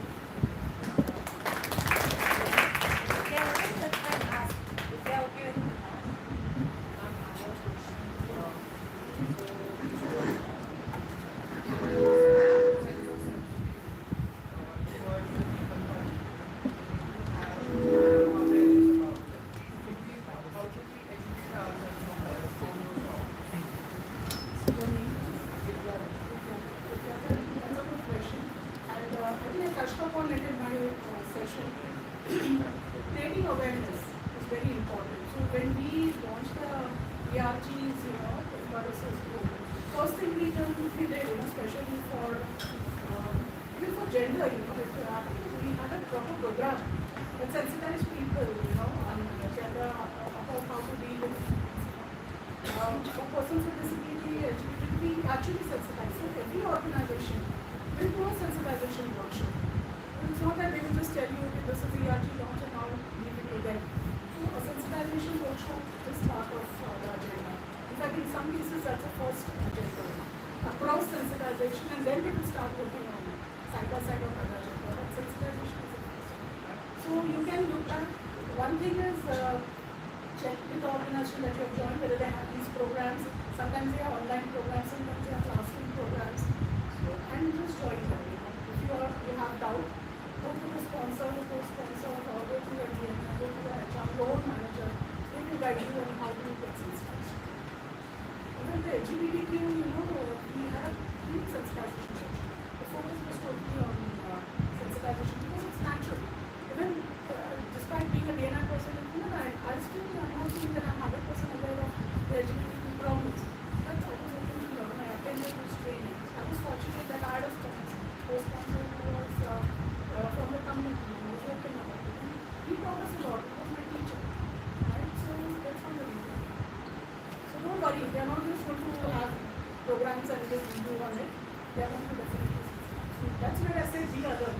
Your onboardings also, be very alert. What are opportunities? Google has programs, you have TV programs. Networking, like what I would say, is very important. People of our generation learn very late. Networking and networking with the right people is also very important. So when you know that you don't know about this, pick up someone has a mentor who will guide you.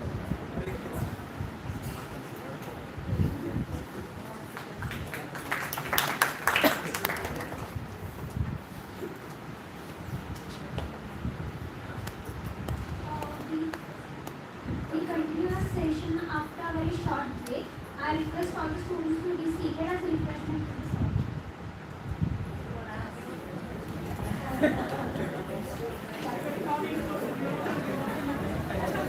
served.